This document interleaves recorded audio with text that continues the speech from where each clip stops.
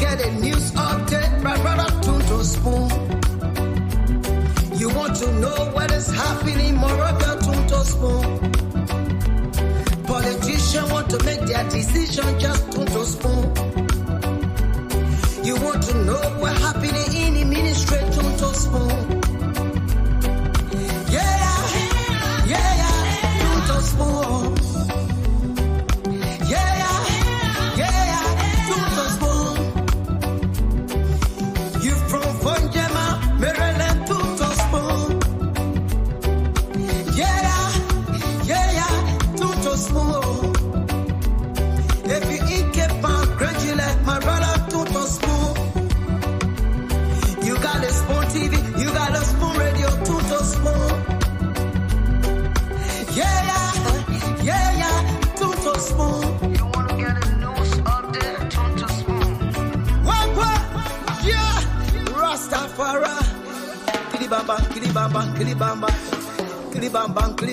Kilibamba. What I want? Yes, what you about today? Spoon TV. Yes, what you about today? Spoon TV. Spoon.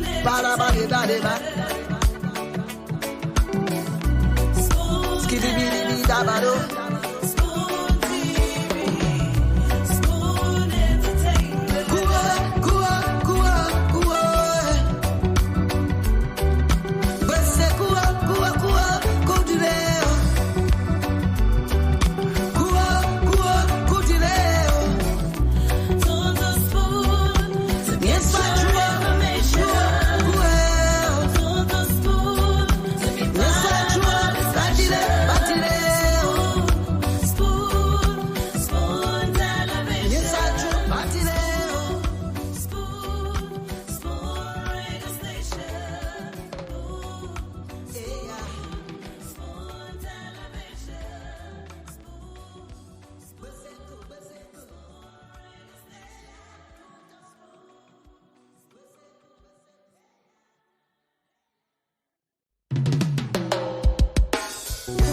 Yes, a special one from the CEO, Stan coming with the spoon.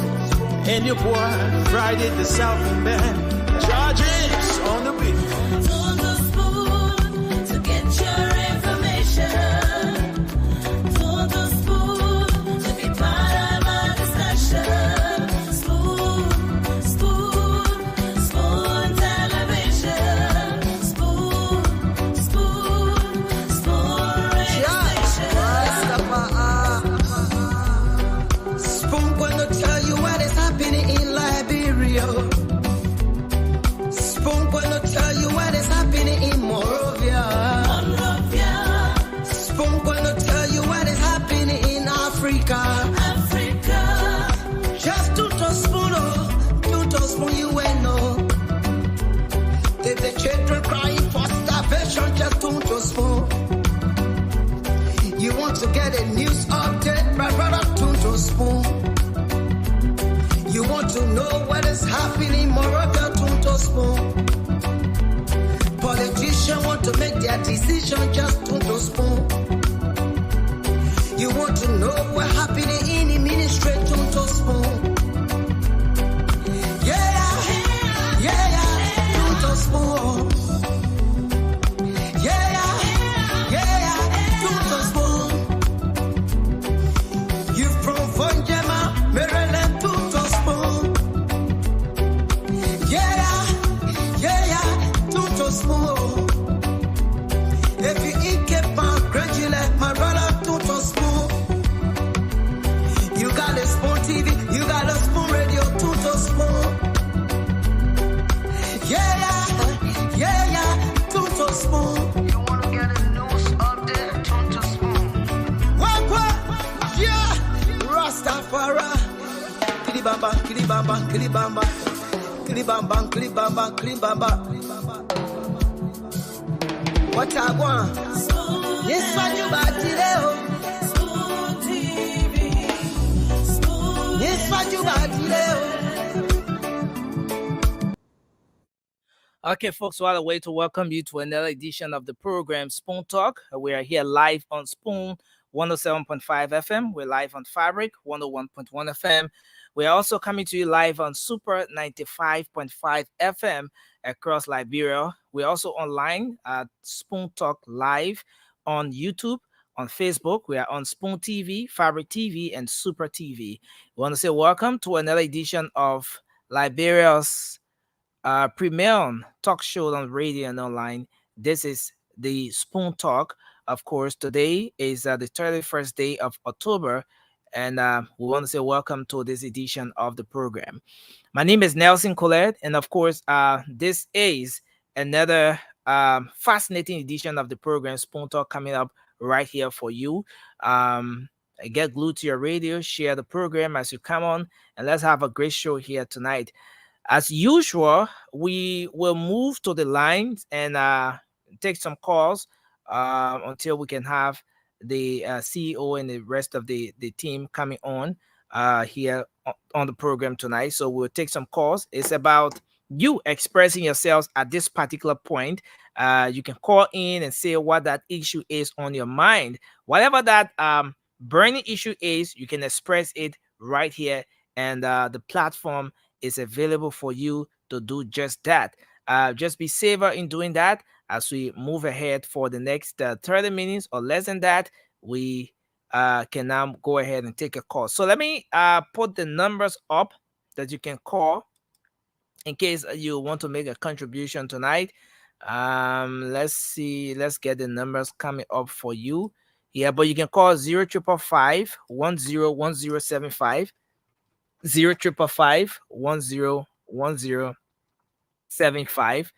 and you can also call this number strolling on the screen here. You can call this number as well and be able to make your input tonight. We want to say welcome. Thanks for joining us. Let's go straight ahead now and start to take your calls tonight on the program. So we move to the lines 0555 and you can also call the WhatsApp number that's pinned on the screen, and you'll be able to make a contribution tonight. So let's hear what's on your mind. Speak now or forever hold your peace. Let's go ahead and take our very first call here. Hello. Well, Okay, you're live. Your name and where you call from. I'm going to for police that can be assaulted to spend the most fine. Okay, please go ahead, sir. What's on your mind?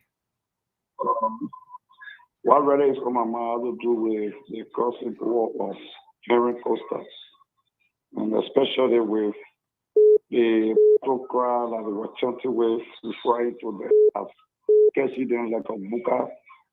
You know, it's another sign of disrespect and showing to the public that Henry Costa has lost everything in the political landscape of Liberia.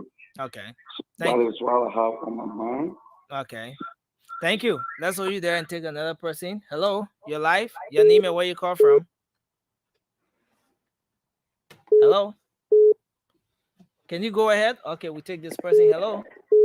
Hello. Yes, sir. Your name and where you calling from.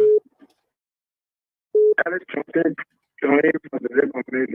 Okay, go ahead. Let's hear you. What's on your mind? Yeah, I would like for me to just the opposition to work hard, but this kind of coming, we should be very careful because the party now get the power to even keep for them to stay in power. Okay. If it's all that they give for this person, I should be careful with what they can give them again for this 7 round. Thank you.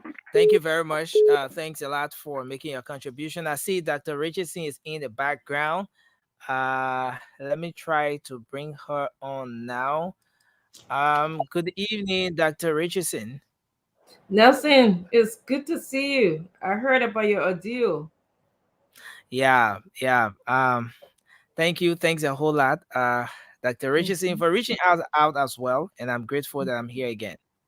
Thank God. You know, I got scared.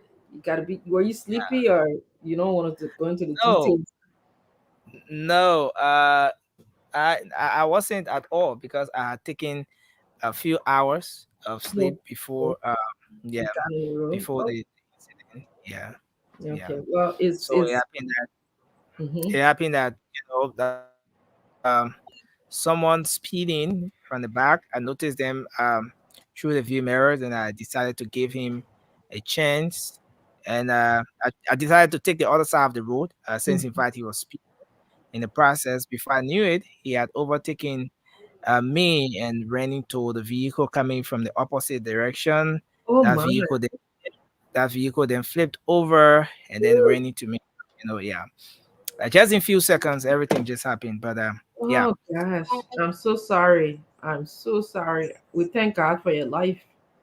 yeah, Oh, yeah. well, did anything happen to the person who caused the accident?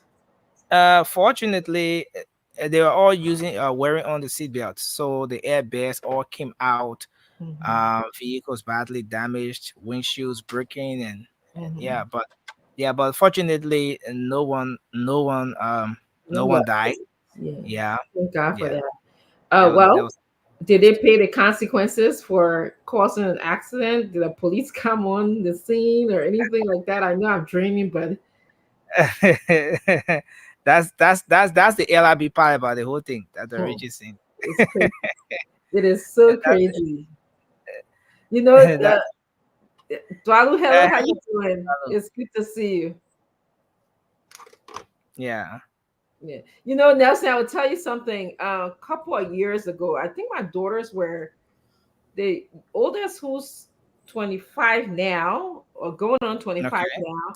She must have been 8 or 9 years old, and it was snowing outside like crazy, which means, like, a lot of times people don't drive on the snow. They have advisory out there not to go in the snow. And I had a hair appointment, and I didn't want to miss my hair appointment. And so, my husband had said, "Don't go." My parents had called, said it's bad outside.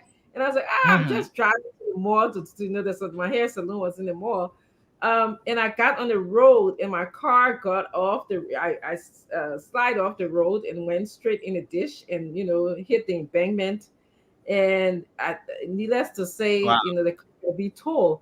But when I got home 2 days later, the police show up at my door, and I got a bill that I had to pay for the embankment, you Wow. know, and I had to, yeah, because I spoiled government property. Yep. So Yep. and then I had to go to court Yep. because of driving under reckless conditions. So this is what Wow. happened. Even though I almost lost my life, my kids were in the car and stuff like that, but it did. That's why I asked, did anybody pay the consequences? I bet you now, when it snows and anybody tells me it's terrible outside, I do not drive. I, Yeah. I, Consequence is important. I stay Yeah. inside. I don't want to harm nobody's life. I don't want to be responsible for ruining anybody else's property. So Mm-hmm. yes, that's what happened, and that's why I asked if usually you would pay the consequences for causing an accident, and reckless driving at least would be the least charge that you would get. Yeah. Yeah. So but again, the societies are different. The countries are different. So is the system.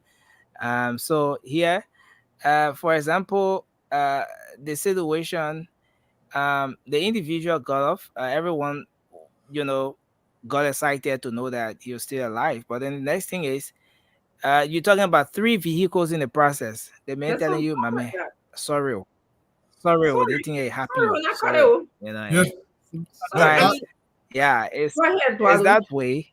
Yeah, but a quick story. I had a property where you go a little bit past Fender campus. I have my trucks and toilets parked there. So a Chinese truck ran into my property, destroyed a few buildings, and destroyed some of my property. In Liberia, everything was insured. To get your insurance is war. I had to literally seize the That, Chinese truck, Oh take wow. the Chinese truck to Kingsburg police station, pay the police guys to make sure they keep the trucks there, call the Chinese guy who go to Central. It was like a battle for six yeah, months. I had to literally hold on to the truck, and I needed 50,000 from the guy. I only got 10,000, but it was a fight. The insurance would not pay. Wow. So just because you got insurance doesn't mean they're going to pay. In So yeah, Liberia now. yeah, in Liberia, in Because in Liberia. America, they definitely. Oh no, I in mean, America, you relax. Your money will come. I mean, Yeah, you'll fight a little bit, but yeah. you got to prove that you are, that something damage. Oh yeah, before I forget, I want to address something very quickly. It takes 2 seconds. Go ahead. Again, people, I want you to listen to me very carefully. We live in America. America judicial system has a system. Thank you, Dwalu. And what that system does is, if Ensu Opa Zina Bolakai Dwalu, if I'm a rapist and I get convicted, if I go to the courts, some people say, oh, but Opa answer to do the kind of thing, yo. But yeah, the judge, we don't influence the judge. So when you write a letter on behalf of a fellow citizens, it's simply stating he recognizes what he's done. He knows what he's done is bad. Believing in his sentencing, that does not speak to your character. You need to stop this nonsense. Some of you live in America for this long. You don't understand how these things work. And you go ahead. Do you know from the Gaudis of the world, the mob bosses, etc., etc., etc., this man contributed heavily to our society. This is not a justification for whatever you think he's done. But by the same token, get out of my inbox. Go on social media if you must, right or not right, but be a human for a second. Because if I commit a crime, I will be a telephone. You realize that for me, I'll hold your fool. It is an appeal to, I don't know. Okay. I'm so glad you addressed that because, of course, in my inbox, they're coming after me. I saw somebody having an exchange with you on Facebook, but this is something that we do every day. I write a competency evaluation almost every day. You know what that means in this system? I'm writing to say that somebody is not competent enough to stand trial. Now, if I'm writing a letter of asking the judge to be lenient on a human being, you know what it speaks about your character, Dwalu, that you have empathy. Humility. That humility. You understand that he who has not sinned shouldn't cast the first stone. Okay, you understand. And the judge encourages that. Yes, exactly. Because on YouTube, in fact, the new thing is, I got paid $10,000. Okay, I would say this. I'm not a rich man. But I can tell you something. I'm not going begging people for money. No. You need to stop this. When I wrote my letter to the judge, I wrote it because I spent maybe about 2 years or 3 years on this set with Stanton. He has, his issues with the law. But on the other hand, it's something to balance. Okay. Yes. It's not this is not all of his life. What we see here is not all of your life, Dwalu. What you see here is not all of my life. I have, before I come here, I had a to-do list of 10 things today to do. Thank you. And I'm sure you had a conversation with Stanton as well. I have numerous conversations with Stanton. I've spoken to his wife.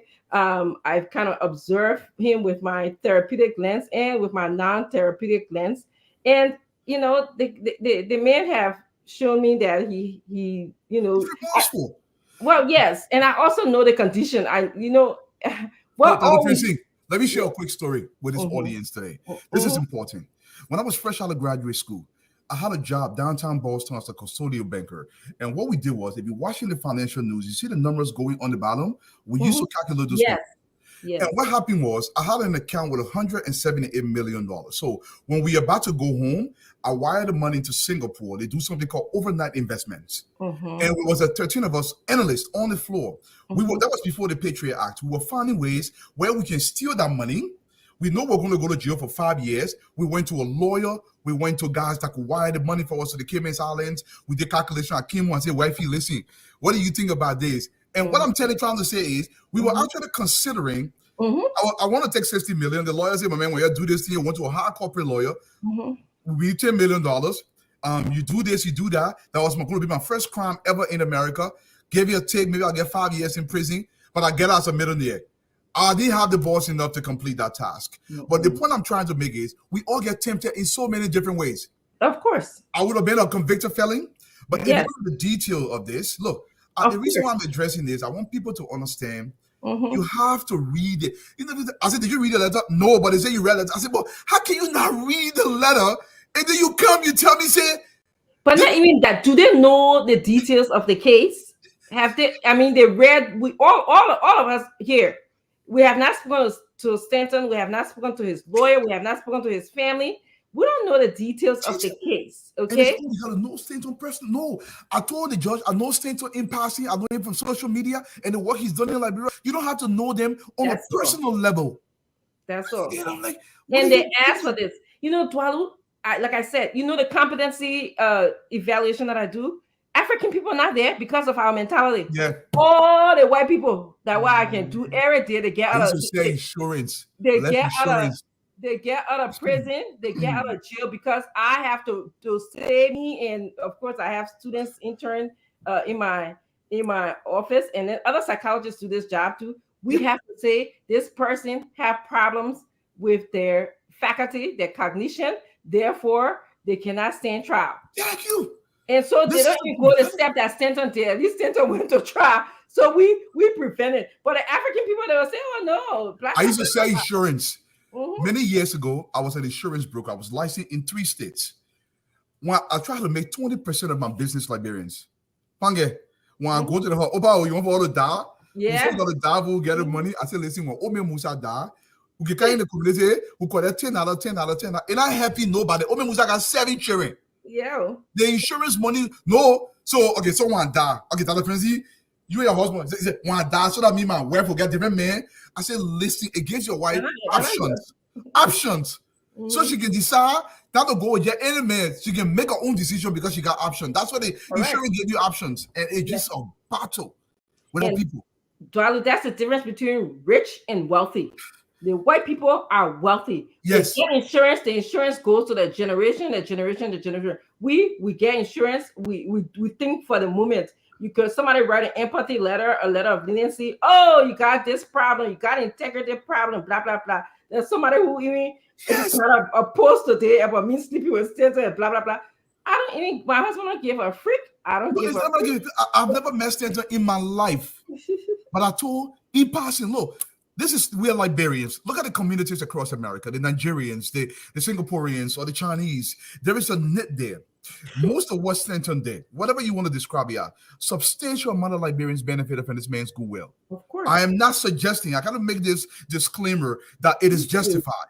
But the point I'm trying to make is, look, we can't be this way if we're going to grow as a society. We can't be this way. It could be me tomorrow. Come on Facebook. I don't care. Take your position. I got no problem with that.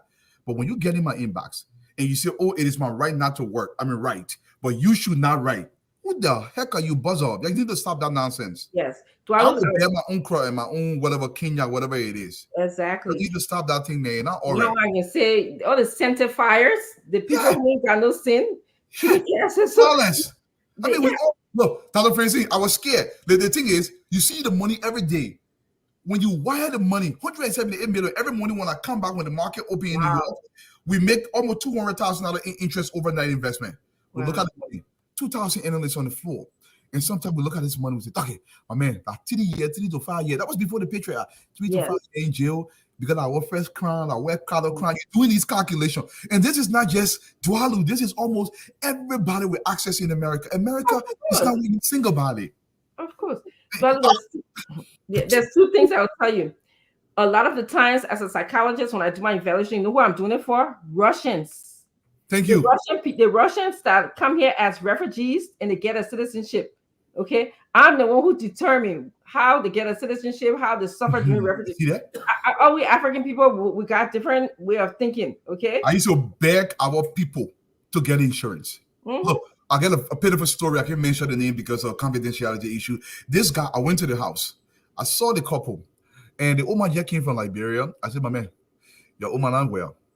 Legally, I cannot insure the woman because I represent the insurance company, and I've seen some things. But my man, we all Liberian.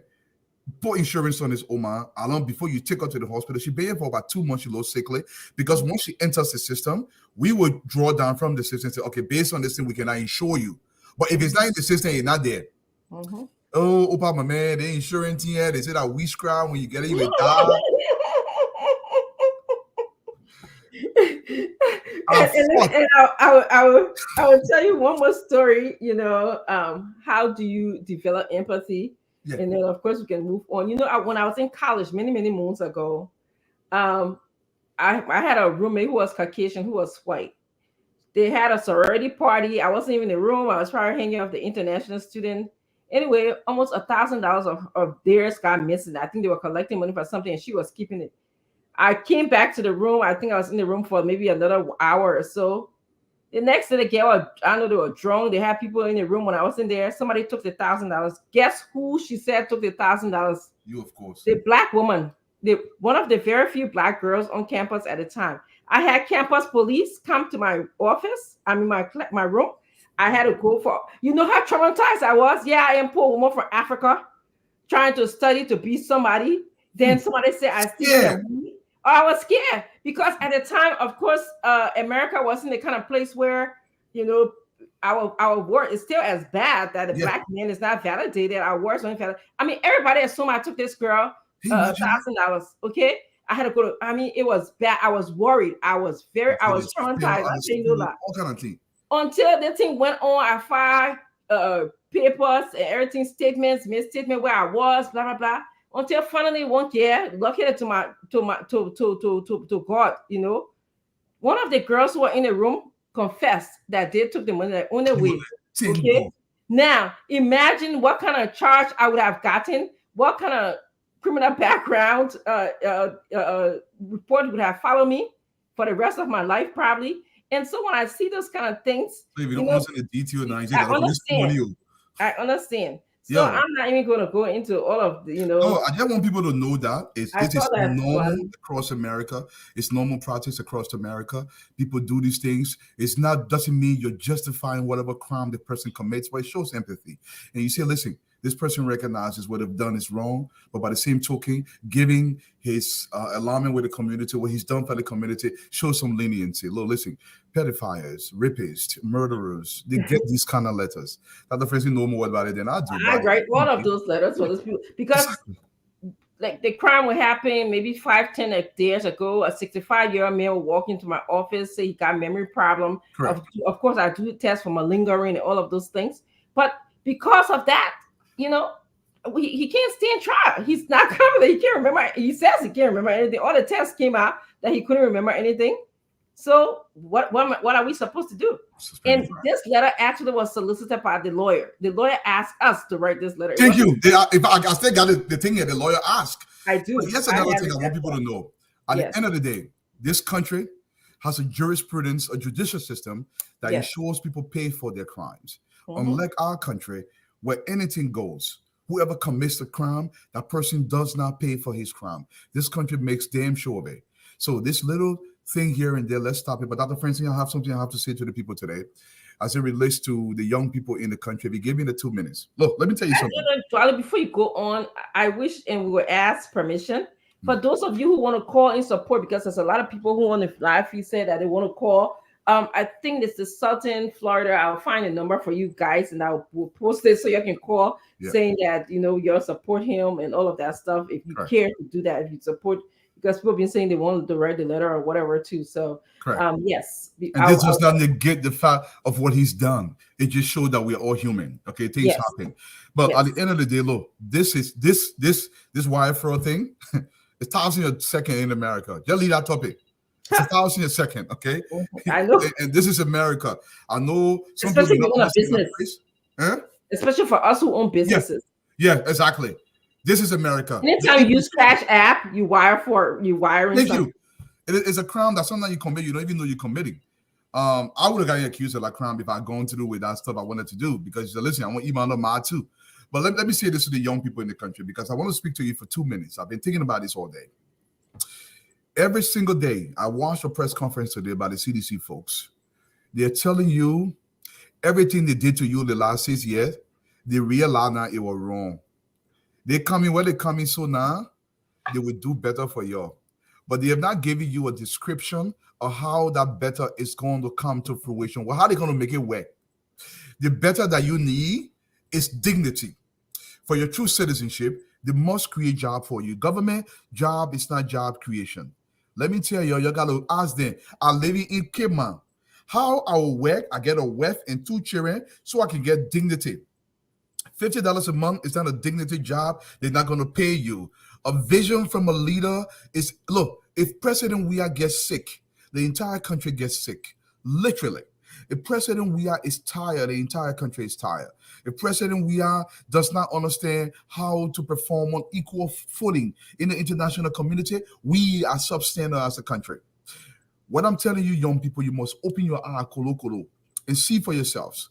The country that you desire has to be led by a man who understands what it takes to lead that country to where you want it to go. You look on social media every day and you see what you want, but you cannot get it on an administration that does not have the capacity to do that. Capacity matters. I told you last time, it takes 10 years, 10,000 hours to get to production levels. 10,000 hours. You can just get us and say, oh, you're trying the ball too. You cannot produce at a level that you don't know how to produce. Production takes expertise. It takes honing your skills for years. Not necessarily just going to LU. LU is just an entry into the room. Now you begin the learning process. You have to understand how these things work, my people. I am not suggesting that one, but I know one thing with complete certainty, that Honorable Baka is far better in terms of the kind of leadership that Liberia needs when compared to President Weah. President Weah does not want to become president. If you ask that man with a seasoned journalist who is not afraid, he would tell you, I won't be president if people forcing me here. He has said this himself. I've been setting record. If the put me back, I already said record that I've been in, but they put me back, yet take it. This is the thing you're going to bequeath your future, your children's future to. Your children. They're so vulnerable. Every single day since Ellen Johnson Sirleaf came to power, Liberia death rate in the country was 6.2. From 2005 all the way to 2018, she managed to take our death rate all the way down. I mean, it was like 9.7. She took it down all the way to 8.2. Since President Weah came to power, for every 1,000 person in Liberia, we're losing about 8 of them. It actually increased back to now 8.7. So we are dying more. There is a correlation here. Okay, societal issue is pushing this. Y'all will die. Y'all pay attention. I want you to vote. I want you to vote. No matter what you do, you have to vote. If you don't vote, you're cursing your children. You're swearing your children if you don't vote. You must take your children that have a voting card to go and vote. You have to vote. For me, I can't tell you how to vote, but I will give you your preference. Honorable Baka is the way. You will say, oh, Dwalu, but President Weah, the ball are black diamond. President Weah, the men play football. If you want to pick a wife, you can't pick a wife entirely on beauty. I got 23 years experience in this thing. You can't pick her on beauty. You have to pick her, you know that she can elevate you. You have to pick her that she can bring respect and dignity to us. Vice versa, Dwalu. You don't want to pick her first. You have to pick her because vice versa. But the point I'm trying to make is, you get my point. The person has to compliment you. You got to compliment each other. You can't take somebody that the person will kill me. I'm referring to a man in this case who's a community team. That's true. I will make that person my husband or my wife. Yes. It's going to fail. President Weah is a community team. Push it to the wayside and then bring dignity back to the presidency. And trust is so important in relationship. Trust, loyalty. You know, if somebody is a community thing, they won't trust one person. That person be a man or woman. You don't recognize the people that are friends, or you got something to say? Go ahead. I try not to, bust your bubble here because I know how I stand on this stuff here. So I try to use my words. Gary McCall, welcome to the show. Noah Elliott, welcome to the show. I saw Ami Ryder, welcome. Clarence Bensing, McLean Renner, welcome to the show. Cindy DeLong, welcome to the show. Fode Kwashia, welcome to the show. We got May Mai, welcome to the show. Francis Morris Dole, Jenna Winwin, welcome to the show. Krubo Moba, welcome to the show. I'm going through this list. Jatu Sia Morris, Asikoto Josephine Sadie, welcome to the show. Joshua TK Momo Jr., how you doing, brother? Rose Sandy, Dominic Tape Tuazama, welcome to the show. Jimmy Hughes, Joa Wia Soiree, welcome. Mariah Cindy Yanni too, welcome to the show. Tammy King, Stanley. I see Jerry, but it's going too fast. That's why I love to use my phone. So let me go back to my phone and recognize a few more people. Nelson, I'll be back. Sarah Miyama, Willie Jackson, welcome to the show. Henry Ward, Ed Gibson, Vivian Eastman. Hey, sis Eastman, how you doing, man? Gallo, welcome to the show. John Hody Manston, welcome to the show. I got to recognize Sarah Fakate, welcome to the show. I know you're not here yet. I don't want you to hear more, Mr. Nelson. Nixon Newary, Nimland, welcome to the show. Everybody, man. Yeah, that's all Liberia. Jenna Ricks, welcome. Fina Checking, welcome to the show. Abdullah Keita, how you doing, my brother? Welcome to the show. Look, Liberia must matter above all of us, man. This thing here, we will fight, but at the end of the day, whoever wins, and I'm praying it's Honorable Boycott, but if President Weah wins, we have to wrap our hands around him because Liberia has to matter far above each of us. I know it's going to be difficult. And the little bickerings, people will send you text message. Oh, Dwale, when you come to Liberia, I get time for you. Let me tell you, we all will die someday. But if you confront me in Liberia and I feel threatened under our constitution, I have full right to protect myself. I just wanted you to know that. Dr. Francine. Yeah, Dwale, I won't worry about any of those threats. I've been back so many times, There's a couple of good things that have happened. You know that you can register at the American Embassy, number one. Number two, you have your own personal security. You take precautions. So nobody's gonna buy. I've been in and out. Yep. While you scared? Somebody chasing you?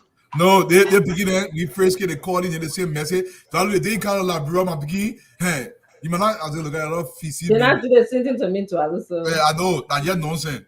The thing is, what they don't understand, Dr. Francine, the people what they can be protecting can be giving us their car. I mean, Dwalu, Mimi says so be buy you lunch. I don't know what's wrong with them. I'm telling you about it. Dwalu, you scared? Don't be scared, man. The place why I go that Sunday, like bro, it's very safe. Where you not go? Where you not go? You get people. No, Dwalu, you know something? In Stanton, you walk in the streets of Monrovia, the money changer, they sit down with the money open, plenty of money on the box. You able to do that kind of thing in Philadelphia? Anywhere in America. In one theater, they will really take your money. I can be like, wow, this place is really interesting. There's a small segment of the population at nighttime. They still Oman and Copa. They put in Kobopa. These are young people you're trying to eat. Because look, you can't that money when you're putting in some places.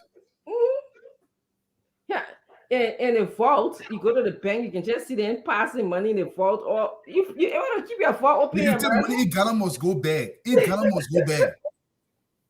Yeah. But it's good to see you, Stanton. Yep. I see that we got Aunt Jemima in the back. We got Honorable David GB. The man I give out GB. Where's what GB?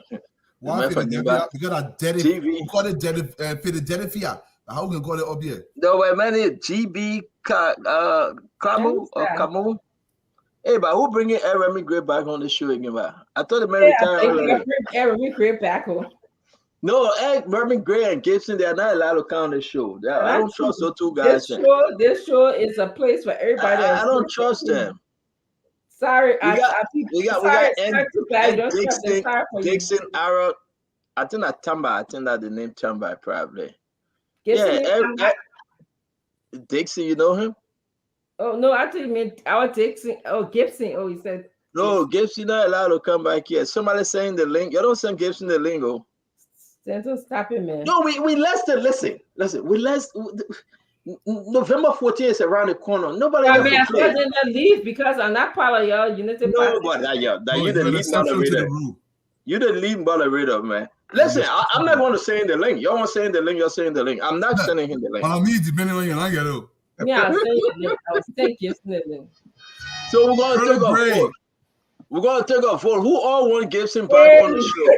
You know that's not fair. No. We're going to take a vote. That is not fair. We're bringing people on the show. In the chat room. I'm not opposed to the Unity Party, my man. I'm not opposed. Listen, I'm not a Unity Party person, but let's be serious. Who all want Gibson back on the show? That's my question I'm asking. Seriously. If you want Gibson back on the show, say yes. If not, if I get 20 no's, I'm not bringing Gibson back. I will not send the link. I'm dead serious. Gibson is not a good man. I tell my back on Gibson, but when I get afraid, the people say no. No, I know how these people can think. They both say no. Well, actually, I call out my friend. I call out you saying no too. I'm not saying No, no. I said the people will say I no. it's a long term for him. No, let me be serious. Right now, before we even bring Aunt Jemima But and no, all. past 20, Stanton. No, The we people will will say say no. Amy Definitely. Ryder, my daughter is saying no to. Ha, Amy, I'm yes. saying wait, yes. I'm Dr. saying Richardson. Yes. Listen, guys. This is very, very serious. Somebody gets you on the phone. Surprise me. We need your definite no. We will open the phone line just from Liberia. Are you serious? It's not no, because we say from America or other side of Liberia, a lot of no will come. Just from Liberia. If you want Gibson, or no, I'm serious. You saw Gibson post today. You read what he wrote, what he posted. Gibson is against me. He said something terrible about me. Go check on everybody. Go on Gibson page. People I'm can blocked tell. from You know how Gibson many page. times on Facebook and I said terrible things about me? I understand, but Gibson is a wolf in sheep clothing. I can tell you that anytime. But you know Gibson's goal here is to check Latins. That's the only reason he's here. Exactly. You're not here to make any point. Listen what I said. Listen to what Gibson said. I'm about to send it. Listen, Nelson, open the phone line. I beg you, not your orange line. Open the other line. Listen, seriously. We're going to even make this in 21 no's. If we got 21 no's, but we got all you said 21. No, 21. Because we want to, make it unbalanced. It don't matter. Dr. Richardson, come back now. Oh, but Dr. Richardson ran away. That really won't be part of your top of that. No, but Gibson, our friend, our brother, I understand. She should no. I say yes. Gibson should come. I said the people will say no because by nature we're all dictators. Liberians don't like opposition. My man, I understand all that, but to NEPA, seriously, my man, let me stop in the man. We're going back to our people that the people you need to have an alternative voice. But you're not getting my point though, and not me, brother, not me. The Liberian people will decide today, especially those that live in Liberia. You know how to set things up. You can I do no such thing. My man, if you call Gibson right now, he will say he's not coming. Cemetery asked him not to come. For what? Cemetery asked Akaris Gray not to come to beat Akaris Gray. Everybody asked not to come to beat them because they're going to listen to Fully Mela Cemetery. Open the line. Let's take off before Asomaya. Let me bring Aunt Jemima. I know Aunt Jemima is going to say no. She will say Gibson shouldn't come. Aunt Jemima, Aunt Jemima, how you doing? Thank you. I'm doing good. I know you got your people there in the back. We're talking about them, but we're going to take 21 calls, right? All of the 21 calls, if we got an even answer, then the decision will be made tonight. I'm rushing the call right now. I don't care. Let's see how I say this. I don't care what Sedition going to say. We'll listen to the voice of the people today. Already. Today's show, we're going to take. What you said, Dr. Richardson? I said I'm surprised. My very, very good friend Aquila Dolo. She's saying no, she won't Gibson. My own daughter, Amy Ryder, saying no. You're surprised me, oh. You don't know Gibson a bad dude. Amy Ryder be no. I mean, I'm again. Gibson a bad dude. My daughter saying no. But let's go to the Liberian people. Let's open the line. Let's take 21 calls. 21 is the magic number. Reason. Okay. 055101075. So we take the first call. Call number 1. Hello. Yeah, so say that the next person. Okay. Yes or no? No. Okay. No. Number 1. Let's take this person. Hello. Hello. I'm Jacob Myers calling from Iya. Yes or no? Yes. Okay. Come back on the show. Oh no, you say yes, and man shouldn't come. Then I said I'm calling from Iya. My name is Jacob Myers. You shouldn't come back on the show. Okay, but then I know, not yes, I know. Okay, no. Number 3. Hello.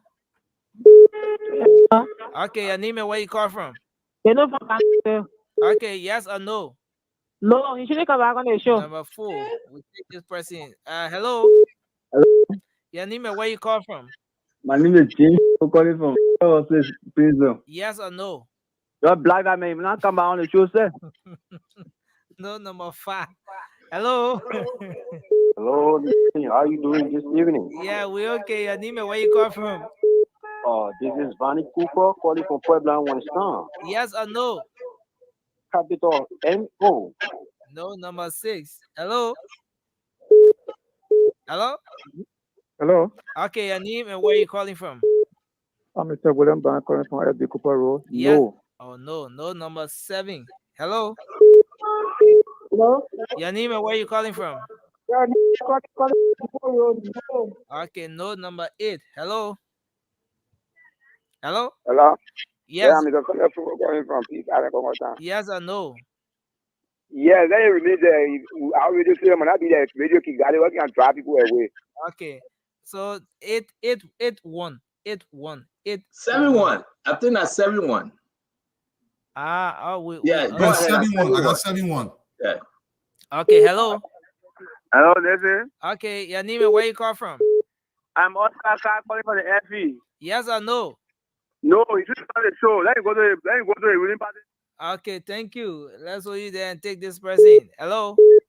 Yeah, how you doing? Yes, your name and where you call from? I'm Amos G. Jackson, Yes. calling from Old Matadi. Amos, yes or no? No. Okay. 909. Hello? Hello. Your name and where you call from?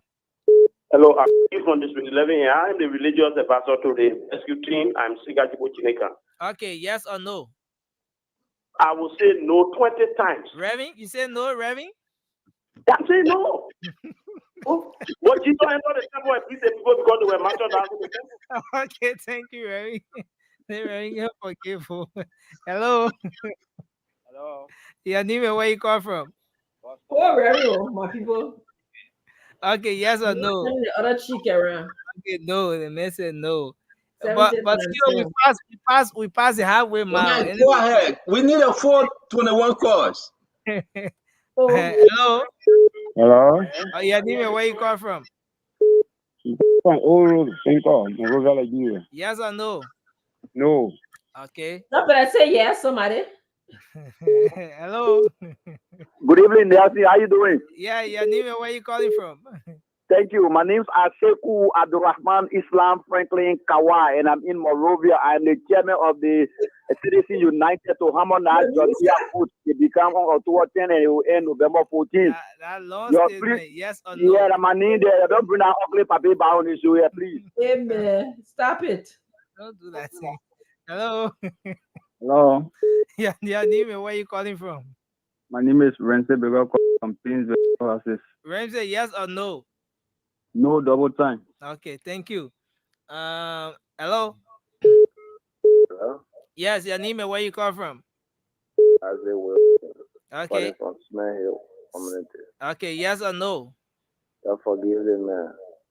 Okay, that two years now. Okay, thank you.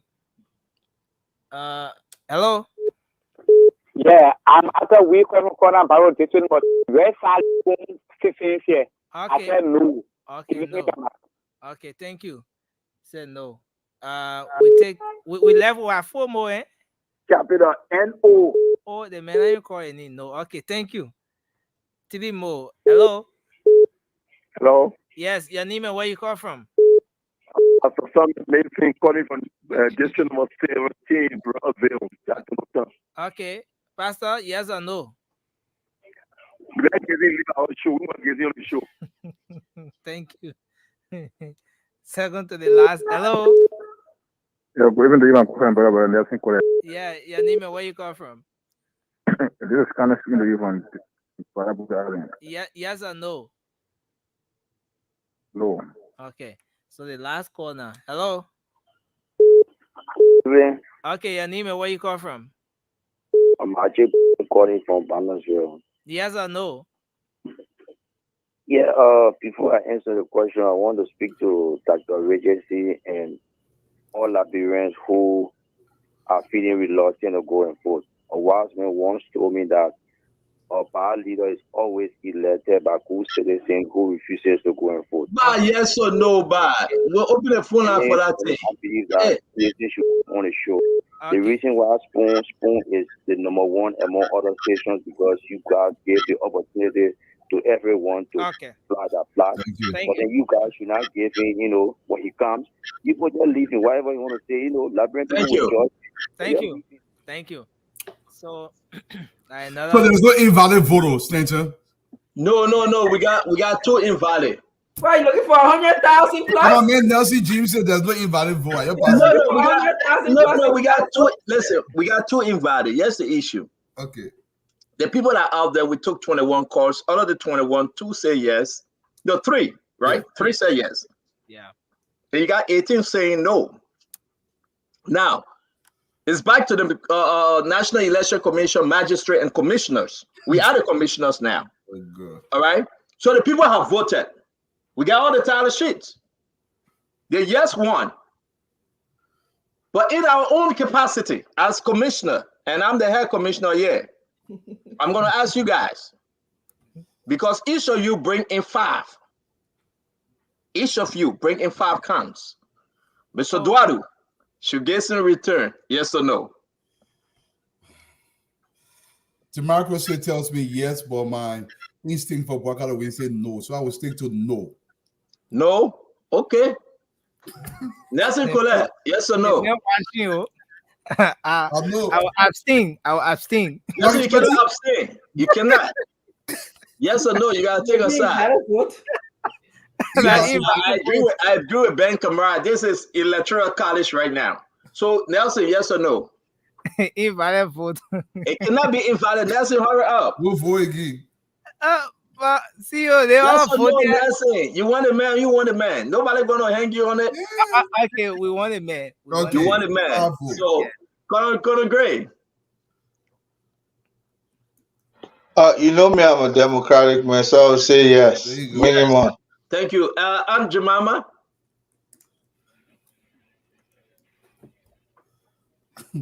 The problem is no party mandate. You want to hear the problem? Just yes or no, Aunt Jemima. Don't give her your story. Oh, yeah, I thought. I'll bring back it to the president. What should we say? Aunt Jemima. I think we should bring the man on because I can handle him. Okay, so right there at 15. Understand? Each of these guys represent 5.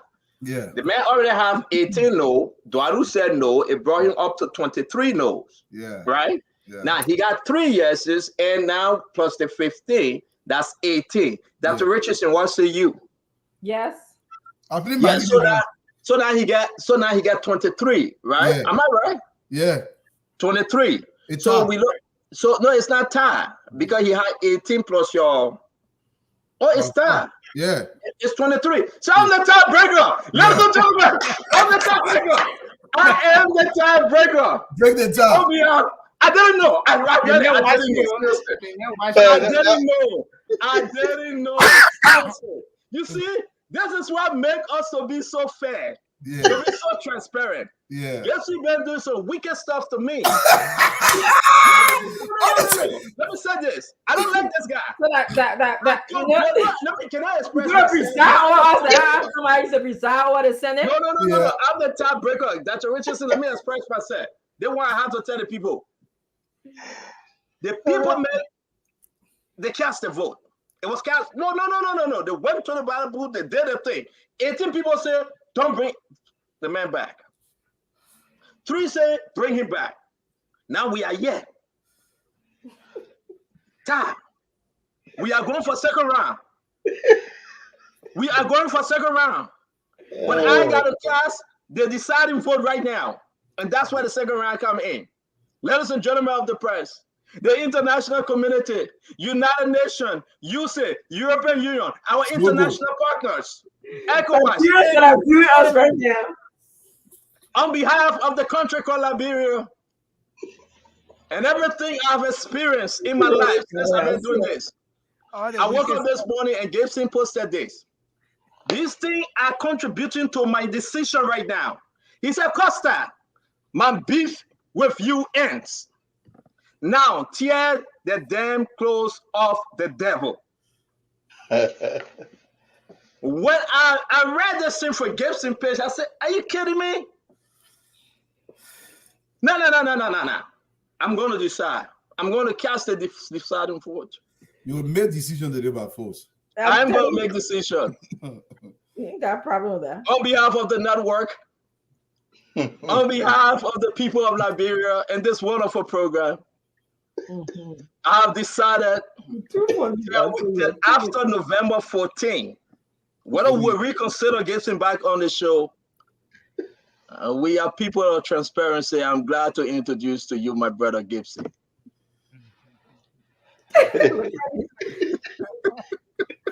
Don't you start against me. You're my brother. You know I love you, brother. I'm glad to introduce to you my brother Gibson, because you know what? We cannot be like the others. Though we don't like this bad boy, the bad child, but you know why? We have to move ahead. I was a deciding vote, and I've decided to bring Gibson on. They get me laughing. Nothing get me upset. That just our CDC excluding everybody because they disagree with them. You know what? So you're I right. was surprised that they vote. Look, man, Stata is the fairest person in my life I can ever see. This guy is my brother. I can't do this to our people. I can't. That Richardson, I can't. You know why? So many people out there hate us. Yeah. But we must be the change that we preach. That's right. Absolutely. Absolutely. We go home, we eat our food, we hang out with our family. I received a very important call from my brother Dwalu Fowler today. I didn't know. The person called me and he said, "My name is Samuel Dwalu." You know me? I said, "No." "Have you spoken to me before?" I said, "No." And the person began to praise. He began to praise everyone on the show. He said, "Always be fair." And after I spoke to the old man that I don't know, I have never met in my life, I decided to forgive Gibson on his post. Let me say this.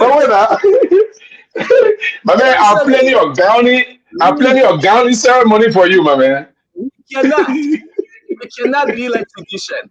We cannot go back and say, let's stop them. We cannot be like others. We must preach the change that we represent. And the change here is to bring Gibson on the show and bring even the very sedition that choose not to come.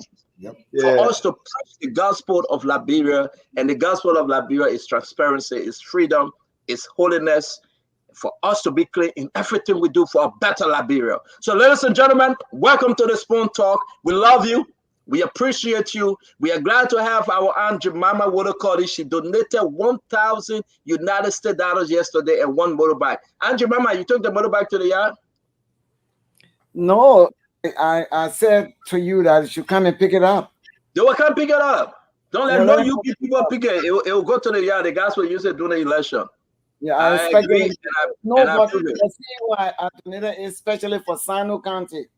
But how we got no role. How we reach Sino? No, but they need to check. We will take it there. I will take it in Lexington. I'm from Lexington. I will take it there. You see that? Corruption in all forms. He Lexington last in it. I'm from Lexington. I will take it to Lexington. And, you know, but I want to say thank you for your great contribution. 1,000 United States dollars was great. As Gibson said, Senator allowed to him that he gave you 100,000, but it was 88,000. You took 1,000 from that 88,000. Now it come down to 87,000. Thank you very much for your contribution. 2,000 for the motorcycle. Yeah, so it coming down very fast. Yeah.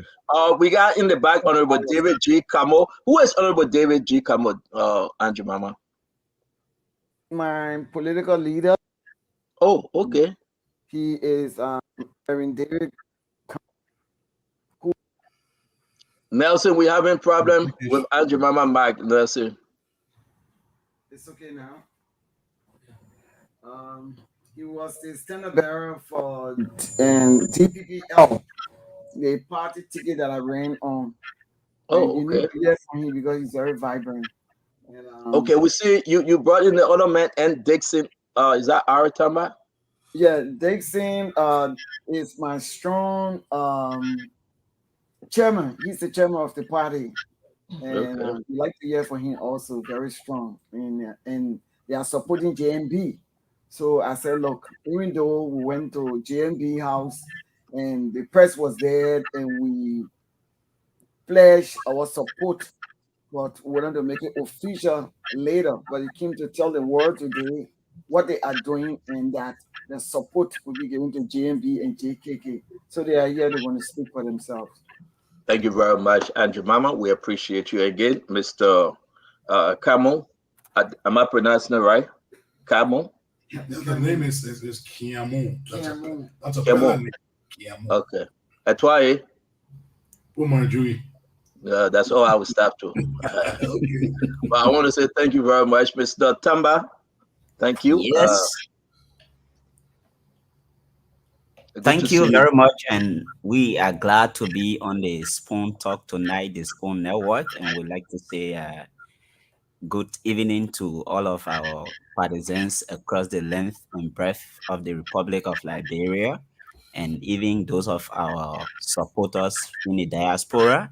We are very, very happy to be here tonight speaking to our people as Liberia stands as a very critical juncture. Thank you very much. We are humbled to be here. Thank you very much. You know, we start our show on the joking side. We laugh, we joke because, you know, to each his own. We come here to have fun, give the Liberian people what they deserve, no hard feelings. We will ask you hard question. You will get mad. But tomorrow we're going to drink tea. So we welcome you, Honorable David G.B. Camel and Mr. Anthony N. Dixon Aratamba, right? Anthony? Yes. Yeah.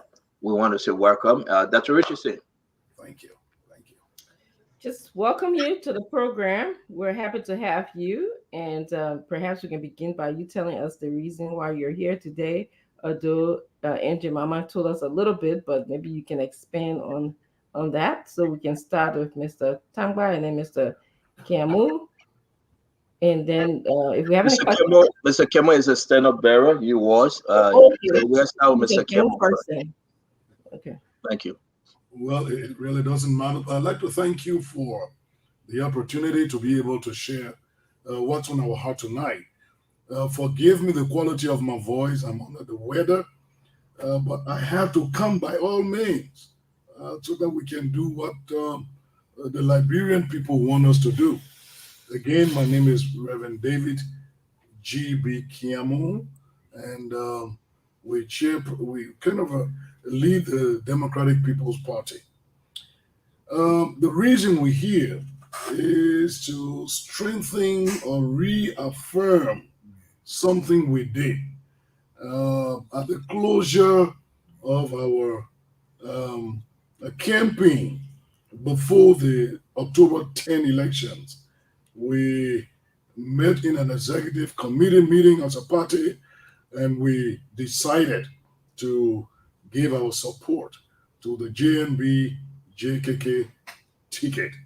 And we asked all of our partisans not to vote David Kiamu for president, but to vote JNB for president.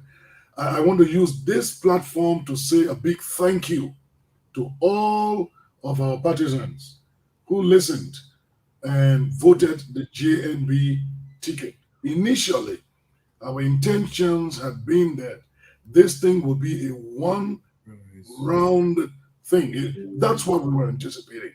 And we kind of think that something like that might have happened. However, we got what we got on hand today. So we want to use this platform to say a big thank you to all of our partisans who voted JNB in the first round of elections. Now, we are moving to the second round of elections, and we still want to let them know that we are firm, we will be consistent. We have an executive committee meeting come Thursday where we will be officially again making a decision to reaffirm our decision. And so we wanted to use this platform to just let our brothers and sisters all over the country, our partisans all over the country, our supporters in the diaspora know that consistency requires that we maintain what we have said, and we are going to ask all of our people to vote JNBJKK for the second round, because we think that's the ticket to move Liberia from where it is to where Liberia needs to be. So I think the Anthony Dixon Tamba, chairperson of the party, can pick up from there and say some of the things that are on his heart.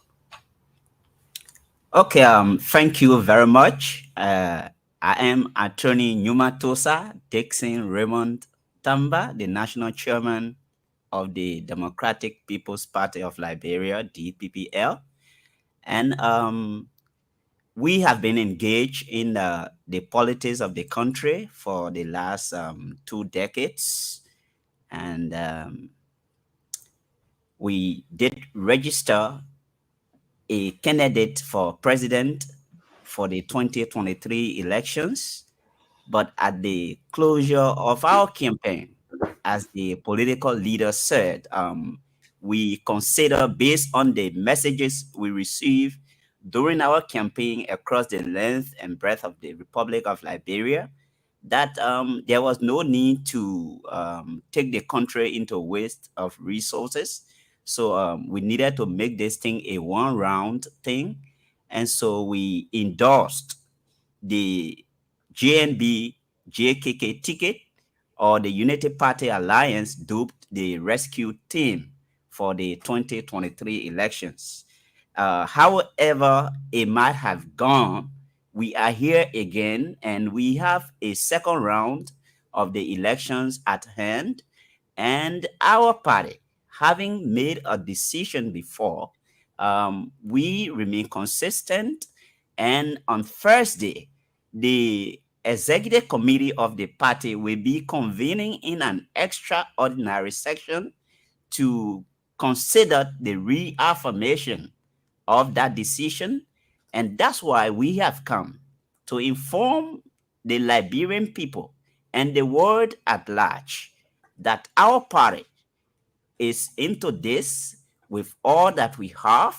We understand the challenges of resources, especially with the rescue team, but our party will contribute not just the human resources, but we are going to contribute even our financial resources to ensure that the rescue team emerge victorious at the end of this process come October 14, 2023. To begin that, you already know that Honorable Jemima Kow Wolokoli, who ran on our party ticket, who is an astute member of the party, a very proud and supportive leader of the party, have already begun that. You just announced it. She has given $1,000 to the rally, and then a motorcycle. And so we are not just making verbal commitments, but we are going to add our resources as well to ensure that collectively Liberia must be rescued, and there is no better time to do it than now. And so on the opening or the introduction, I like to stop at this point, and we are prepared to take any further questions from the team of panelists. Thank you very much, and we would like to say thanks for having us here tonight. It's a humbling experience, especially on our debut appearance. Thank you. Thank you very much, Anthony Tamba. We appreciate you. We appreciate the Reverend, what's the Reverend? Reverend Kimmel. Like always, we have our Aunt Jemima. She and myself came a long way. I didn't know she joined another party till lately, because she always fought for CDC. We know that history. Her brother is there, Nathaniel Follow McGill, one of those that established CDC in respect to Aunt Jemima Wolokoli. But there must be something in you, in your character, in your person, that she went to join your party and she ran on your party ticket. So I want to say thank you very much for coming on Spoon tonight. It's going to be rough. Right now, off the back, folks are asking. Yeah, thank you. Folks are asking, why Unity Party? Why not George Manawia and CDC, Mr. Reverend Kimmel? Wonderful. Firstly, this gone Sunday, I was preaching and I got a call from Buchanan. I was born in Buchanan, grew up in Buchanan, from the government hospital. A niece of mine, Rosalind Gould, had just gone to deliver, and she needed some help with breathing. there was not a ventilator at the government hospital. I was told she died. Oh my God. And it's just disconcerting. Today on my way here, a lady that I met in a prayer meeting and I got so concerned about and gave some money so they can buy medicines for her, was also taken to the Buchanan Government Hospital. For the lack of proper medication, she also died today. Oh my God. When you live in Liberia and you are in touch with these kinds of things that don't happen in other countries, hey, my people, what are we saying? These are little things that we could afford. We have the money. We just don't have the political will to provide these things in hospitals and clinics so our people don't die. The reason we have cast our lot in for the JNB and JKK ticket is that we do believe that they have the guts and the willingness to make sure the hospitals function. Those are some of the reasons, and many more. We see the willingness and the ability, the capacity in JNB to want to make these institutions function. So we've made the decision, beginning now and after these elections, nobody should be dying in a government hospital or a private hospital because there are no ventilators. It's unacceptable. People should not be dying for little things we can take care of. We have a government that should be functioning. It's not functioning. Nothing is working here now. JNB might not be a perfect person. He was vice president in a government that wasn't perfect, but it had a functioning system. And we think with him being in the lead, in the seat, we can make all of our systems function. Our hospitals can function. Our schools can function. Our streets will not be violent. We believe in him. For now, we think he has what it takes. That's why we are here, encouraging our partisans and Liberians who have never made up their mind. Because I keep getting calls, Reverend, which way are we going? Where do you want us to go? I'm like, you people just listen. We will soon tell everybody the direction in which we are going. We are headed in the direction for positive change that will make our systems to function. Dixon, maybe you got something to add. No, before we go, let me ask my second question, and then because we are many, other folks may bring Gibson in. Reverend, are you from? Is your church in Buchanan? I am from the Evangelical Free Church. We have a branch in Buchanan, but it's very new. But I grew up in the United Liberia Inland Church in Grand Bassa County. Okay, so you're a Bazodian. I'm Bassa. Okay, the reason I'm asking you, George Manawiya beat Unity Party. The CDC won by almost 10,000 votes. I mean, plus or minus. Also, your newly elected Wilson God family. He was also apologizing the reason why he's endorsing George Manawiya. Understand the fact that he ran and as an independent, but now everything you have seen is contrary to what God believe and why he thinks is the need to give George Manawiya a second term. Speak to that, please. I respect Honorable Besonga Finley as a Bassa brother, but more as a Liberian. I think by that endorsement, he's just made one of the biggest mistakes of his life, and it will cost him politically.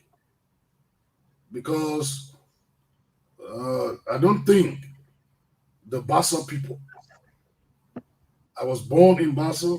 I grew up in Bassa, so I'm Bassa Pele. That endorsement does not have the approval of the majority of the Bassa people. And I want you to just listen, wait, and see. That decision will be resisted in the second round of votes that will soon be taking place for the country, and you will see what. So how? But then why would the people? Sorry, guys, allow me my last to the Reverend. It's important. Why they voted for Western guy? Did he lie to them? They believe that he was going to support Unity Party or the opposition. What took place? You from Bassa, talk to us. Two things. He did not tell people which side he was on, and people trusted his decision of being independent. But you see, right after, in the Bassa people say, oh, I say party the money, I say that money, so I'm on that deal, and all of this, they gave him the vote, and he turns Can you around. that for us? We don't the Bassa you just spoke. What I'm saying is that the Bassa people respected the decision he made to be an independent candidate, and on the basis of being an independent candidate, and on that basis, the Bassa people thought he was going to consistently be an independent person. Well, he comes back under some other circumstances, and then he makes the decision that he's made.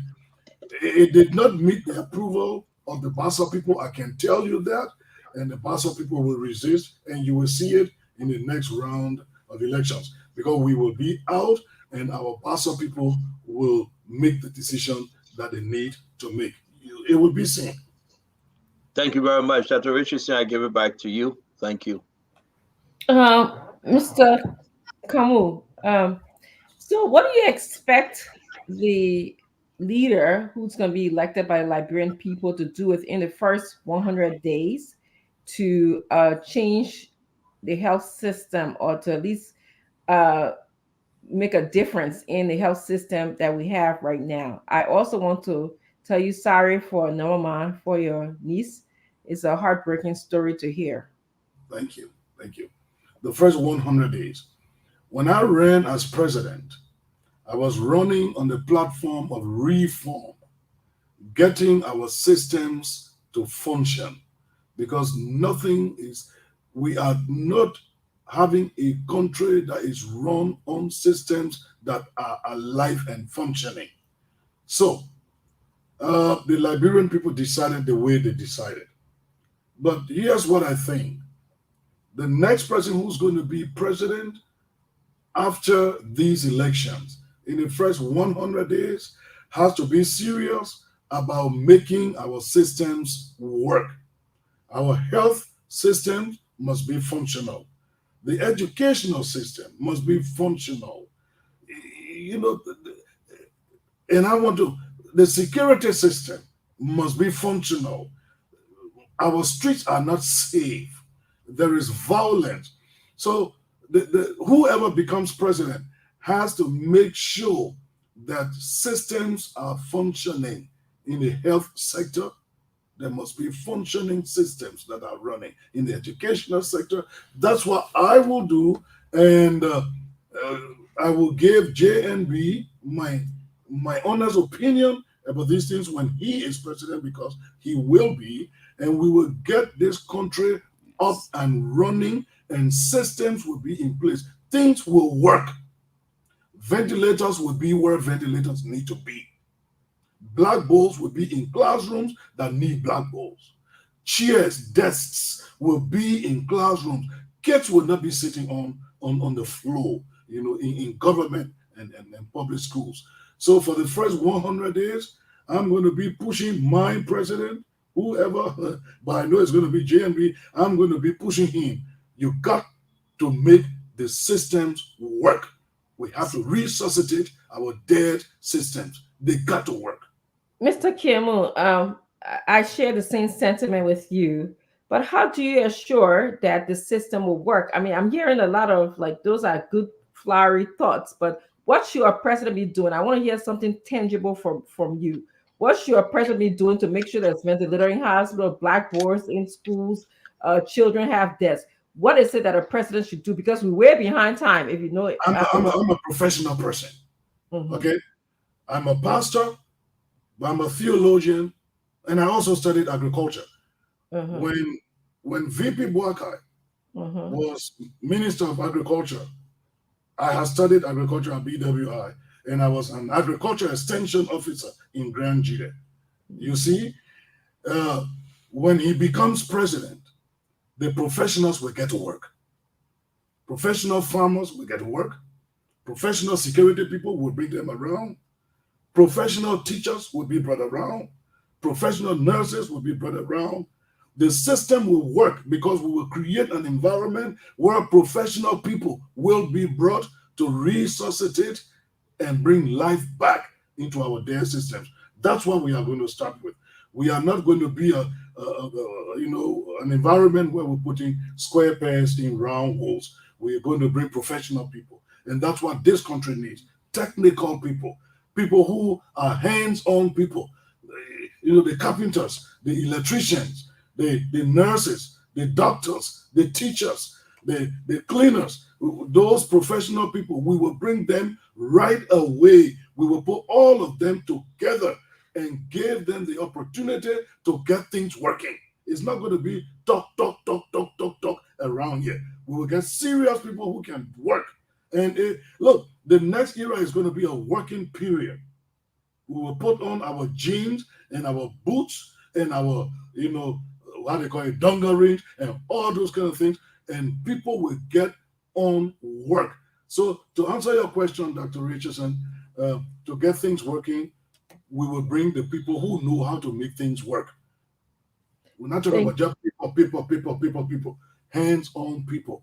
Agriculture field extension officers like myself. Thank you, Mr. Campbell. I was smiling because my father is a graduate. My late father, Clarence E. Chenoweth, is a graduate of BWI. He was also a very proud graduate of BWI. Great, thank you. Thank you. We share that heritage. Okay, good. Stanton, I'm circle back to you. Thank you very much. Thank you. I'm back. Let's do the roundtable now. And guys, if you ask your question, just actually tell whosoever you want to answer your question, because Andrew Mama is a panelist. She's not a guest. So we're going to move, but that's Andrew Mama, folks. So we'll make her live on today. Dualu, you want to come with your two questions? Oh, yeah. Thank you so much. First of all, I want to send a big shout out to my cousin, Suma Johnson. She's watching out of Johnsonville. Look, what the Reverend said, as it relates to Western Finley, this man literally fooled the people of Grand Bassa County. As my mother would say, a chabini, people will do what will happen in the second round. But my question goes to the attorney, Mr. Tamba. Mr. Tamba, let me address you in this way. We know the capabilities of Honorable Boakai. What danger does President Weah continue presidency pose to the country? Can you speak to that? Well, as the country stands currently, most of our systems are broken.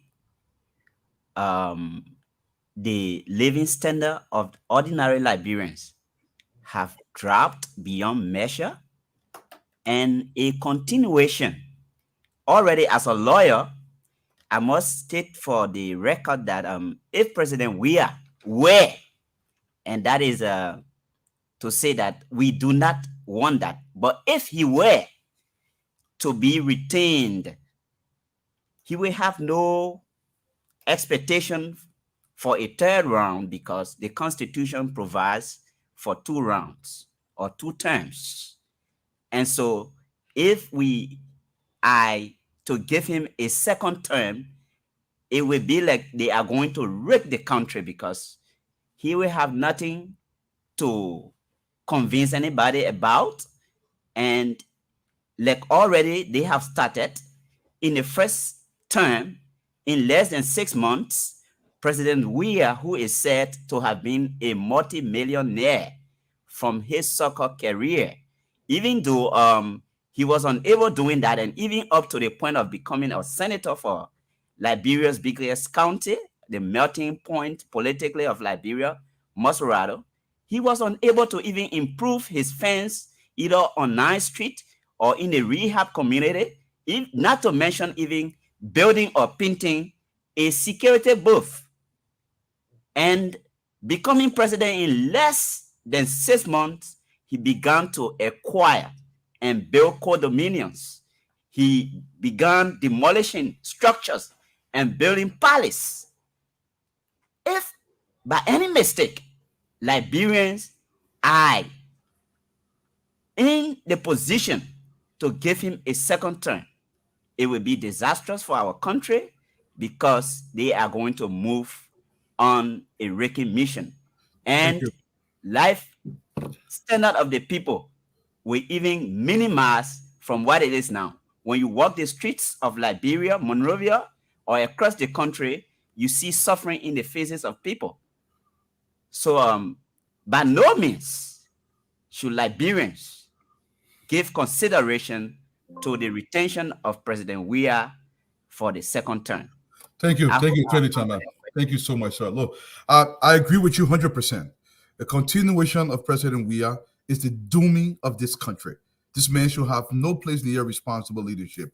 The Reverend, my next question to you is, my biggest concern for Liberia, I'm a Buchanan boy like yourself, and the family unit. As a boy growing up in Buchanan, the entire community was a family. I could go to Mr. Camus' house, and there was a structure there with a mother and father in the home. There was this structure across Liberia. We have lost that. What will happen to the family unit if by some mistake we continue with this man child of President Weah, who does not care about the responsibilities of the presidency? What will happen to the Liberian family continuing along with this man? Thank you, brother. The DPPL is a conservative political party. And as a conservative political party, family values are very important to us. Other values that are important to the DPPL will include values of honesty, transparency, hard work. I believe that the family is a strong unit of society, and you know it. The family system in this country has broken down. Girls are no longer girls. Girls are becoming women. We want to go back to an era in our country where girls will remain girls, boys will remain boys. They will stay within the context of a family and be raised by a father and a mother, or a father alone in the case where there is a divorce or the mother has died, or a single mom. In short, what I am saying is that when we look at JNB and President Weah, these two characters, I think JNB has a stronger capacity to help build stronger families than President Weah. Because I don't see President Weah as a man who respects family values. I see JNB as a father figure. I see him as somebody who is concerned for the development of young girls. Let girls be girls, and let people stop molesting girls. Let's allow our girls to grow in environments where people know that this girl is a girl. She needs to be given opportunity to grow up as a girl up to the point that she becomes a woman and decides to be married. Right now, because the family system has, look, the president is not a good example of somebody that can hold family values. I don't see that. Are his children here? Is he raising his kids with his wife? Are they living together and raising their kids? Has that been their life? I don't think so. So your question, my, Basil brother, I think the old man, you see him, he's consistently lived the ELW era. I moved in our ELW community in 1982 when I was a student at the Calvary Mission. And we grew up in our ELW. That man and his wife, that man and his one wife. And I want to make that very serious. He and his one wife, they've raised their children in the context of family. And they are still together. Man, that's the kind of person you will want to give an entire country to. Somebody who will see girls as children that need help, not somebody who will be seeing girls as, people to just pray on and just ride on, everybody just have fun. Thank you so much, Stanton. That's not the kind of Nigeria we want yet. Stanton, is back to you. Yeah, thank you very much. So let me bring in Conor Gray before we go to Gibson and our brother Hussein. Conor Gray. Good day, Reverend Kiamu, and of course, Attorney Tamba. Reverend Kiamu, let me ask you this. You kind of, the county, Bassa County sits in a very peculiar spot. Before the war, the port of Buchanan was one of the most viable ports in our economy, and I consider that particular region an axis region because it annexes or it borders right about 3 or 4 counties, if I'm not mistaken. So Grand Bassa sits at the hub of our economy. But I can say the economy of Bassa has been one of the weakest links over the years, particularly in the last 6 years. If you were given the opportunity to advise Ambassador Boakai, what would be your first priority? Wonderful. In my camping, during the camping season, I give a story about a visit I made to Hong Kong. I have a friend who's a businessman, and he invited me to Hong Kong for a visit. And I was looking at Hong Kong. We stayed for a week and driving around, and how successful they were in what they were doing. And I asked him, what is it that you think makes Hong Kong to be the way it is today? That friend told me, he said, Reverend, you see, when the British people were here, they taught us some values. And I said, what are those values? He said, honesty, hard work, transparency, accountability. He said, the British people taught us these values, and when they were leaving, they left those values with us. But they took Jesus to Africa. They gave us Jesus, but they didn't teach you honesty, hard work, transparency.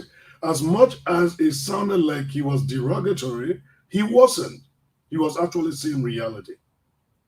So, why are we the way we are economically? Our society, our environment are built on structures that are fake. We hail people who are thieves. People who are dishonest, we clap for them and we give them public offices. People who commit the worst crimes, they make it through our judicial system. When I am an advisor to that old man, I will tell him we have to be serious about creating a culture where people work and we hold them accountable. We have to create a culture where the judicial system is working, where law enforcement will work. It will not just be talk. Police will not be taking bribes.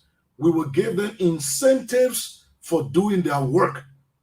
They need to be encouraged, giving incentives, but they work within a system or a culture or an environment that will thrive on honesty, transparency, accountability, hard work.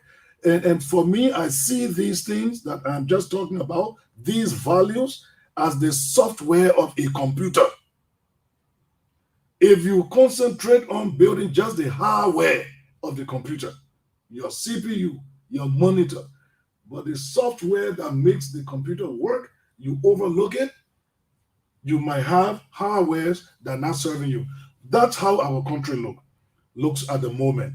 People are talking about roles. We got to build this. Listen, in a society where people are dishonest, in a society where people are not truthful, I don't care how much money you raise for roads. They will carry 50 drums of fuel for the building of the Buchanan Riverside Road, and they will bring 25 drums of fuel back to Monrovia to sell. Thank you, Reverend. We try to make it short, Reverend, because we have a lot of folks and we need to ask questions. So we'll try to make our answer short. Thank you, Ed. So we will encourage the old man. We encourage him to fight to build a system, a culture that is going to be built on honesty, transparency, accountability, and we will help to build the culture. Let's stick on that point of accountability, Attorney Tamba. When you look at integrity institutions today, they're all broken down. They are plagued with pariahs, leeches and sycophants who are there to line their pockets. I mean the LACC. You're talking about the Good Governance Commission. Just look at all of those integrity institutions that are there to ensure that people stay on the side of the people, good governance. But do you see any reason for us to to revamp or probably reassess our integrity institution? For instance, LACC. We had a situation where a Nigerian guy was going to head that place, and they brought another guy who is probably one of the campaign persons for Mr. Weir today. Quite figures who are not they struggle with their own character or honesty. Do you see any reason for us to revamp our integrity institutions? You being an attorney. I do. That's why. No, Honorable, I was actually talking to Attorney Tamba. Sorry about that. Okay, thank you very much. When it comes to these integrity institutions, and like our political leader have said, our party is a foundation on these values.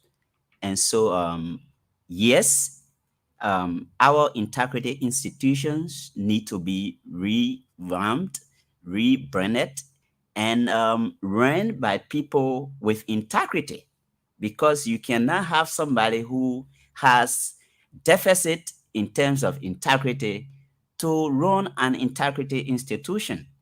And so the answer is yes, there is a need to rebrand and revamp these integrity institutions, because without doing that, we will continue to just run in vicious cycle.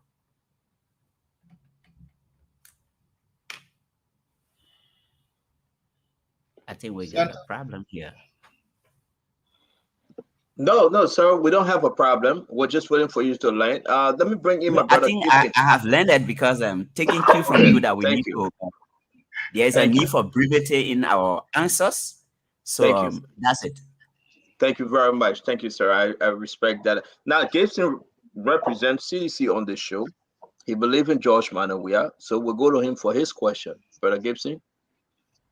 Thank you very much. First of all, I do not expect a Tamba to not go to a human. These are trouble peddlers and ethnocentrists. So I'm not surprised of Anthony Tamba to go to Joseph Bucket. Gibson, where he's not on. No, yeah. I gotta say that over. Okay. Nelson, what's his name? Nelson? Yes. Yeah, can you bring in Anthony Tamba, please? Because I think Gibson got a message for him. Okay, so Just stop talking behind people, man. yes, we not making our job easy on this show here. We begging for you and reject our fire like that. No, if we ignore Gibson, he stops. We just ignore I him. regretted why I was not here to break that down. I left it with Clinton. My heart was waiting for that. Now you care for coming late. Do we But let me while I'm waiting for Tama, let me yeah, speak to us. While we're waiting for Tama, let me continue with let me speak to the Reverend. I got two questions, but Reverend, I don't even know why you think you wanted to be president. Because I can beat you in Bassa. So why you think you Liberal post you even put you there as president? You don't because you preached to a few people in your church and you think you qualify to be president of Liberia. You guys don't even respect us. Any Tom, Dick, and Harry just come they want to be president. I'm so sorry for us. So Reverend, you claim that Gabe saying that's a guest. Treat him with respect, please. I know. I respect him. I just disagree with him very fundamentally. That people who think they get preached to 5 people in their churches and they can be president of Liberia. This is a shame to our country. I can beat you in Bassa. I'm from Bassa, but I can whip you in Bassa on any election day. I see why you even deserve your campaign to join Joseph Boyka. But let me ask you, say you know Joseph Boyka. Give me 3 things that Joseph Boyka did in the 42 years as a government official. Just 3 things of achievement. I don't want you to give me pleasantry. Just 3 things that he achieved as an individual. 1, he has maintained his character as a good person. He's number 2. He's very consistent with who he is. He's been that way. Number 3, he loves people.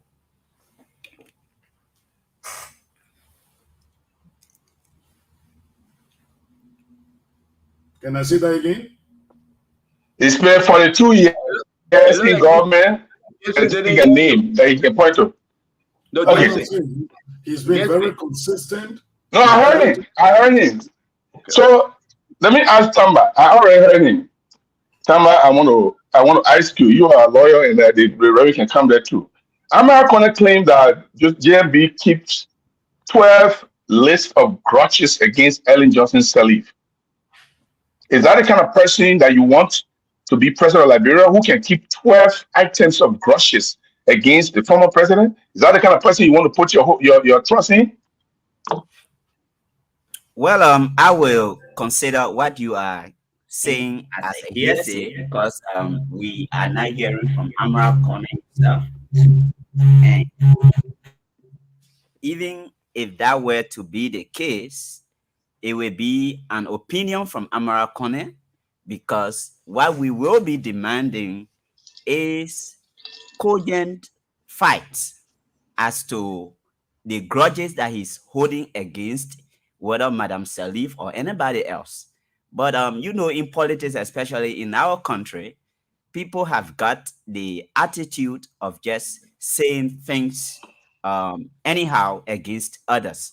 And so I don't want to give importance to that for the fact that you are quoting somebody. And even if you were saying it yourself, we will pin you down to give us fights. As to your initial query or about a Tamba, you not being surprised about a Tamba supporting a Newman, I think that just suggests how far you are from Liberian politics and very much not being in touch with the realities of the day. So I take you to the 2 current political parties, the Unity Party and the CDC. If you look in the CDC, the hierarchies, especially the Secretary General, is a Tamba. And he very firmly and committedly supports President Weah from the very onset of the CDC up to current.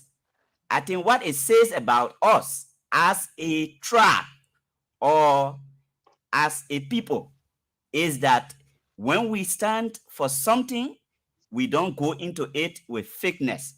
We are not people who are imbued with pretense. when we go for it, we stand for it, even in the open and in behind closed doors.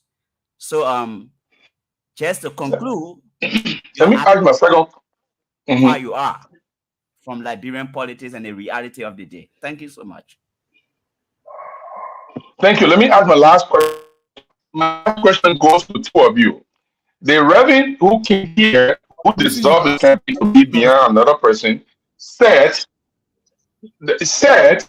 that the reason why Liberia is going back is people are rewarding criminals with. Gibson, Yes. your sister is bad. Your sister is coming really bad. I'm begging you. Can you make some adjustment? You're still going to have your asked time. 2 questions. He already asked 2 questions. No, Gibson will ask his last question, but his sister is coming in broken. I beg you, Gibson. Can you do something? You want to go out and come back in? You will still ask your question. I beg you, if you can hear me. I'll have him. Gibson, go out and come back in, please. I'll have him go ahead. I can hear you. I'll go. Gibson. Welcome to our studio, Honorable Kemu and Mr. Tama. I'm from Bikeno as well. Born, raised, went to high school in Bikeno before I left.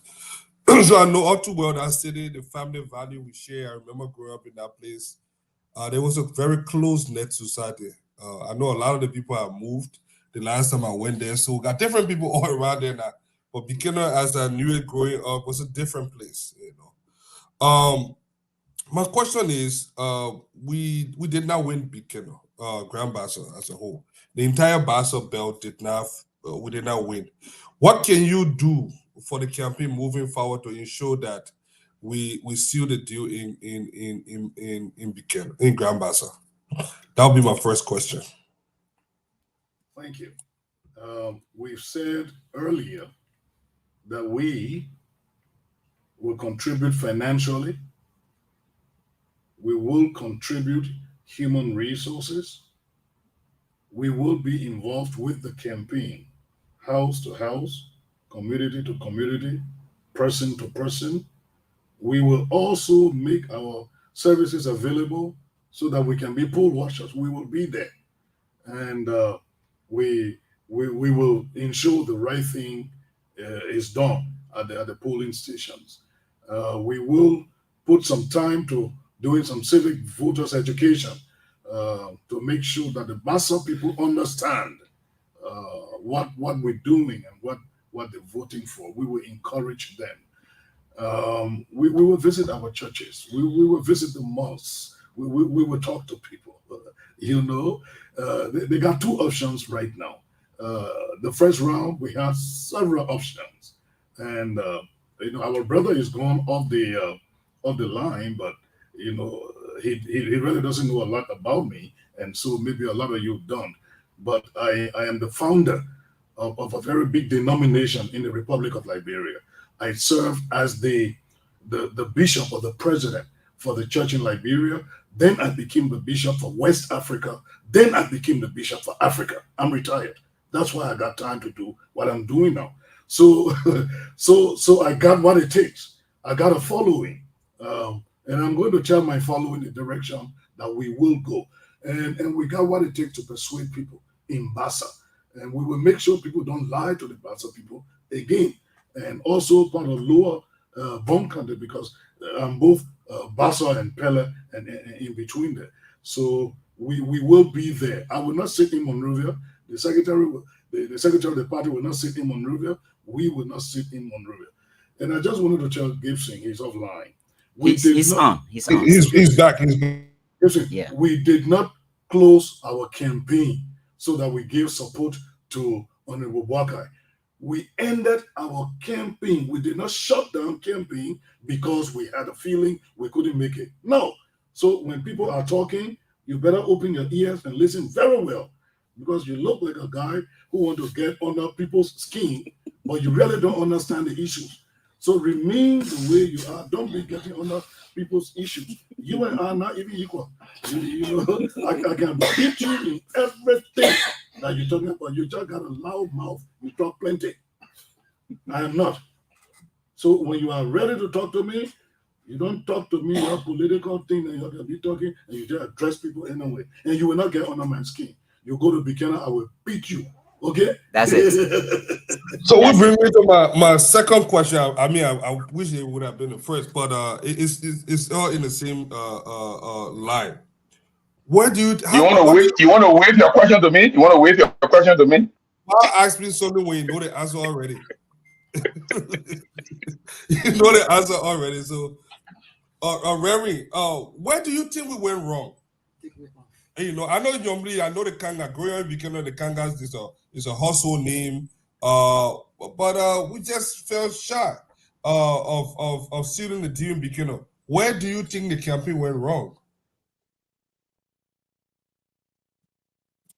You are muted. You are muted. We're not hearing you again.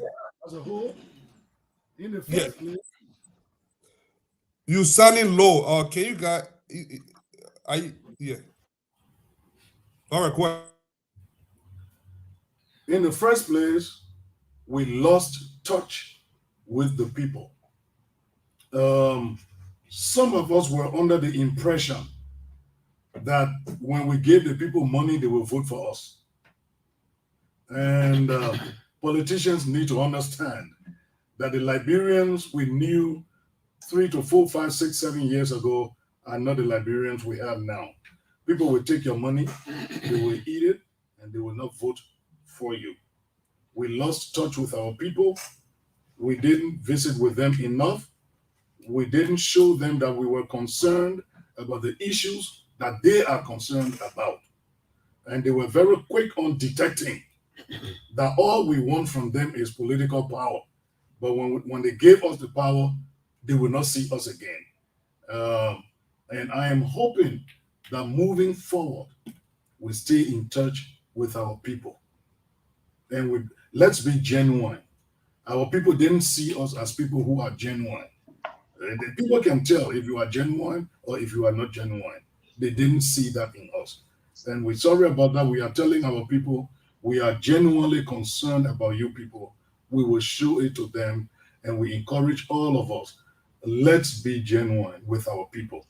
They can look at us and see whether we are genuine or we are not. And that's where we went wrong. And we still have opportunity to fix it. Our people will give us a second chance because they are a forgiving group of people. They will. Exactly. Okay, so let me ask my last question, then I'll give my man the chance. Reverend, I don't know how old are you, but I'm fine. I'm finer than you. That's why, you know, the fact that you're not fine doesn't mean you are older than me. But you know, so let me move on to to my question. So you said, and I like that part of. Look, I'm older than you. You said something that I like, Remy. You said something that I like. You said we should not glorify criminals. And Liberia's problem is we glorify criminals. If that statement is, I'm quoting you or I'm representing you right, look at Joseph Boakai. Look at his surrounding. Look at Prince Johnson, his proximity to Joseph Boakai. Have you told Joseph Boakai to get away from Prince Johnson? If you have not, why? Listen, the Bible, God himself says he will punish people for their own sins. God is not going to hold you responsible for sins I commit. He's not going to hold me responsible for sins you commit. Every top will stand on its own bottom. It's not my responsibility to tell Ambassador Boakai who can be his friend and who should not be his friend. Here's what I can do. I can tell him what genuine friendships should be based on. And like I tell my children in my congregation, any friendship that does not add value to you, quit it. If the friendship does not add value to you, quit it. That's what I can advise him. It's left with him. If he is friendly with somebody that I perceive or I have wrong perceptions about, it is up to him. What I need to tell him is to pick up the signals that you will find in a bad relationship or a bad friendship. And say, when you see these signals and you see these signs in an individual that's in your space, break the friendship. But it will be his responsibility. It's not mine to tell him who You to think listen to. you think Prince Johnson add value to him? You think Prince Johnson add value to him? Anybody can add value to anybody. You right now, by your questions, you are adding value to me because I'm learning some things from you. But also, I am also adding value to you because you are learning some things from me, and we are learning from one another right here. So, yes, Prince Johnson can add some value to him, but he also can add some value to Prince Johnson. It's got to be mutual. We have to learn from each other. And do not ever come to a place to say, okay, let's stop there. But I think, yeah, he can add some value and they can do it both ways.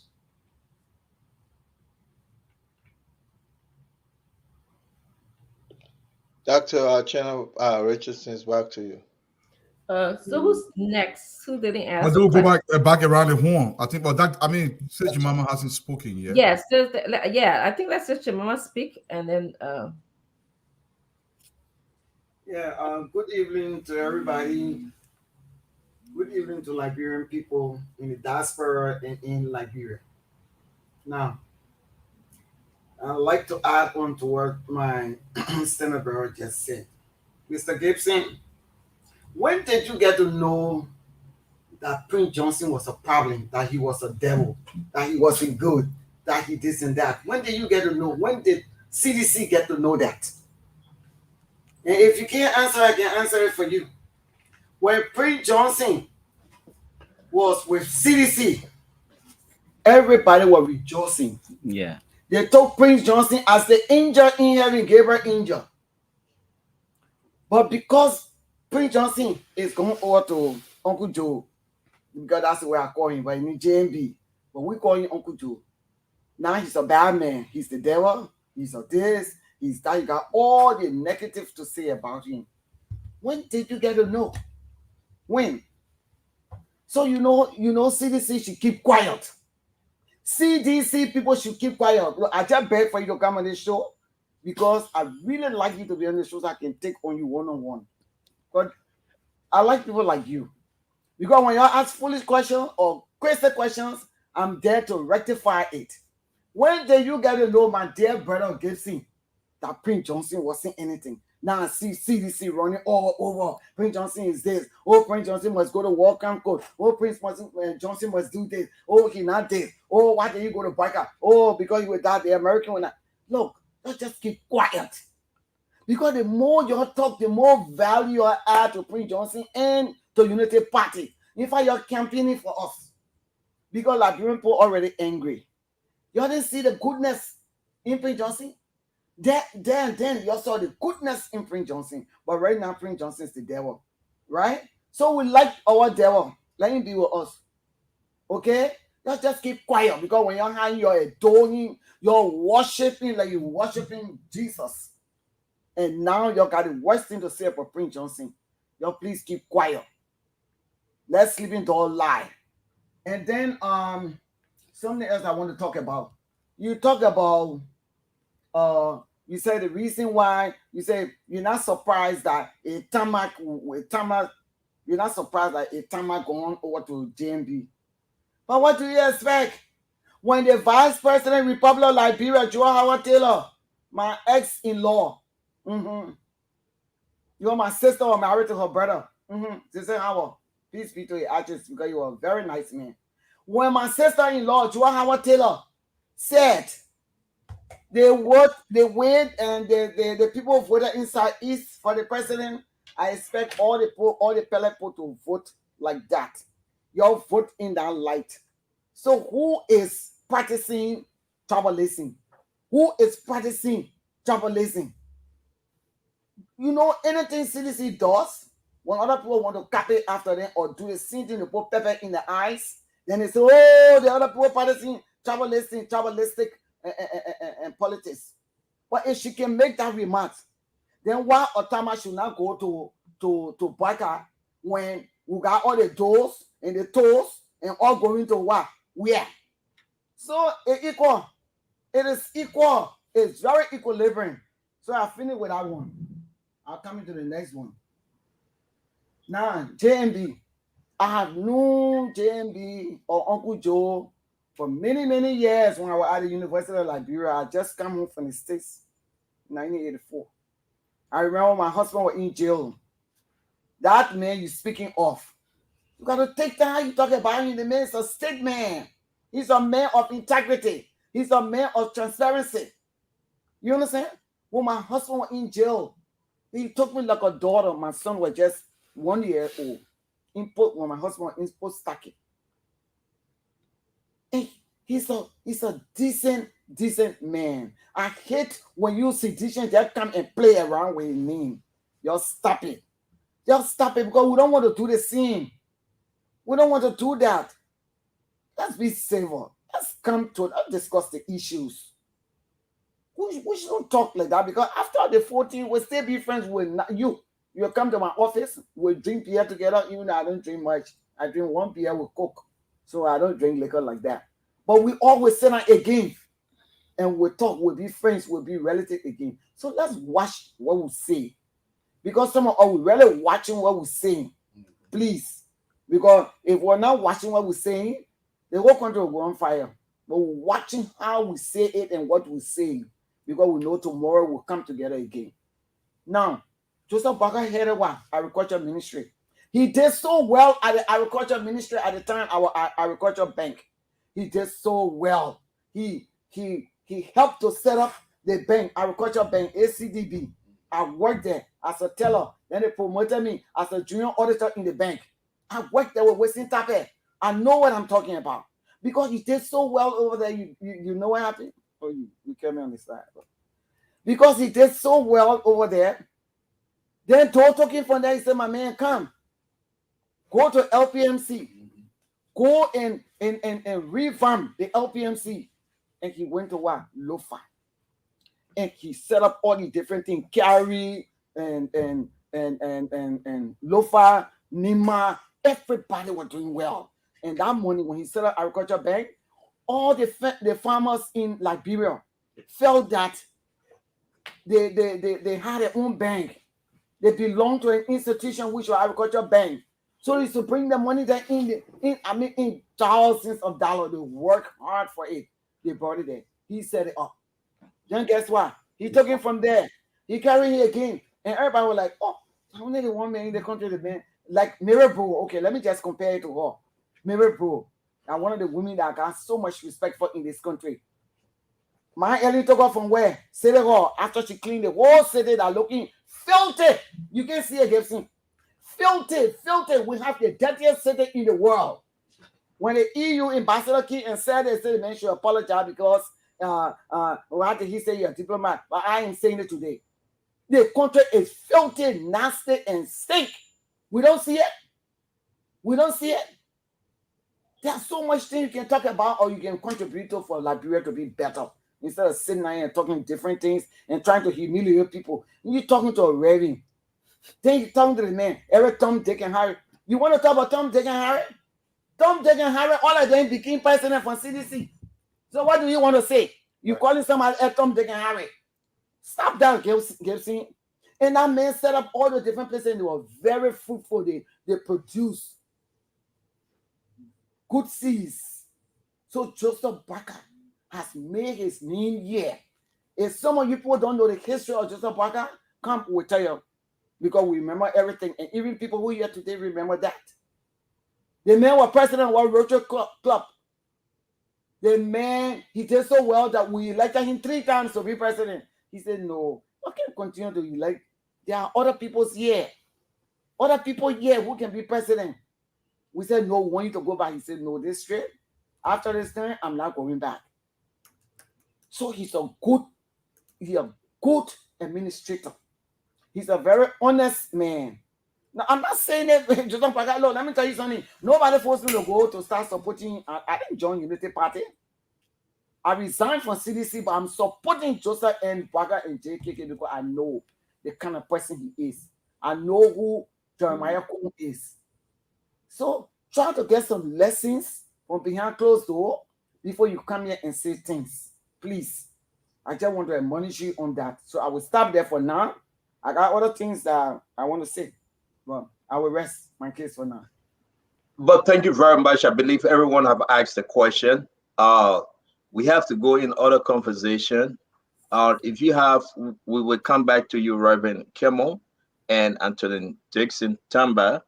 Please, last word, because we have to move. It's 6 o'clock, 6:08, 10:08 in Liberia. We have to excuse you guys, and then we move on. So let's come back to you, Reverend Kimmel. Hey, Sandra, I'd like to thank you and all the panelists and Liberians that are listening to us. Thank you for the time. You got a great platform. And here's my message to all of us. We have a great nation, and Liberians are great people. Being derogatory in our expressions to one another will never build Liberia. And with special reference to Brother Gibson, I will ask you to withdraw your diction, your words to me as the Tom, Dick, and Harry, because if you don't, you might have some consequences that God will inflict upon you. You're very rude, and you need to change that. Okay? We should never take political platforms to disrespect noble people, and you just did that. I'm a family man. I got a lot of following. You don't. When I come to America, I give money to guys who live in America. I support so many people. So many people in Liberia depend on me. When people like us begin to leave Liberia, other people who live outside Liberia will begin to say, then there is no hope. So you've got to be careful how you address Liberians. So get to work, go on the internet and research David Kiamu. And you will see the amount of churches, the amount of schools, the amount of hand pumps, the amount of community clinics. I am making serious contributions to this country. You are not. You sit there and you're derogatory in everything you say. So be serious. Get matured.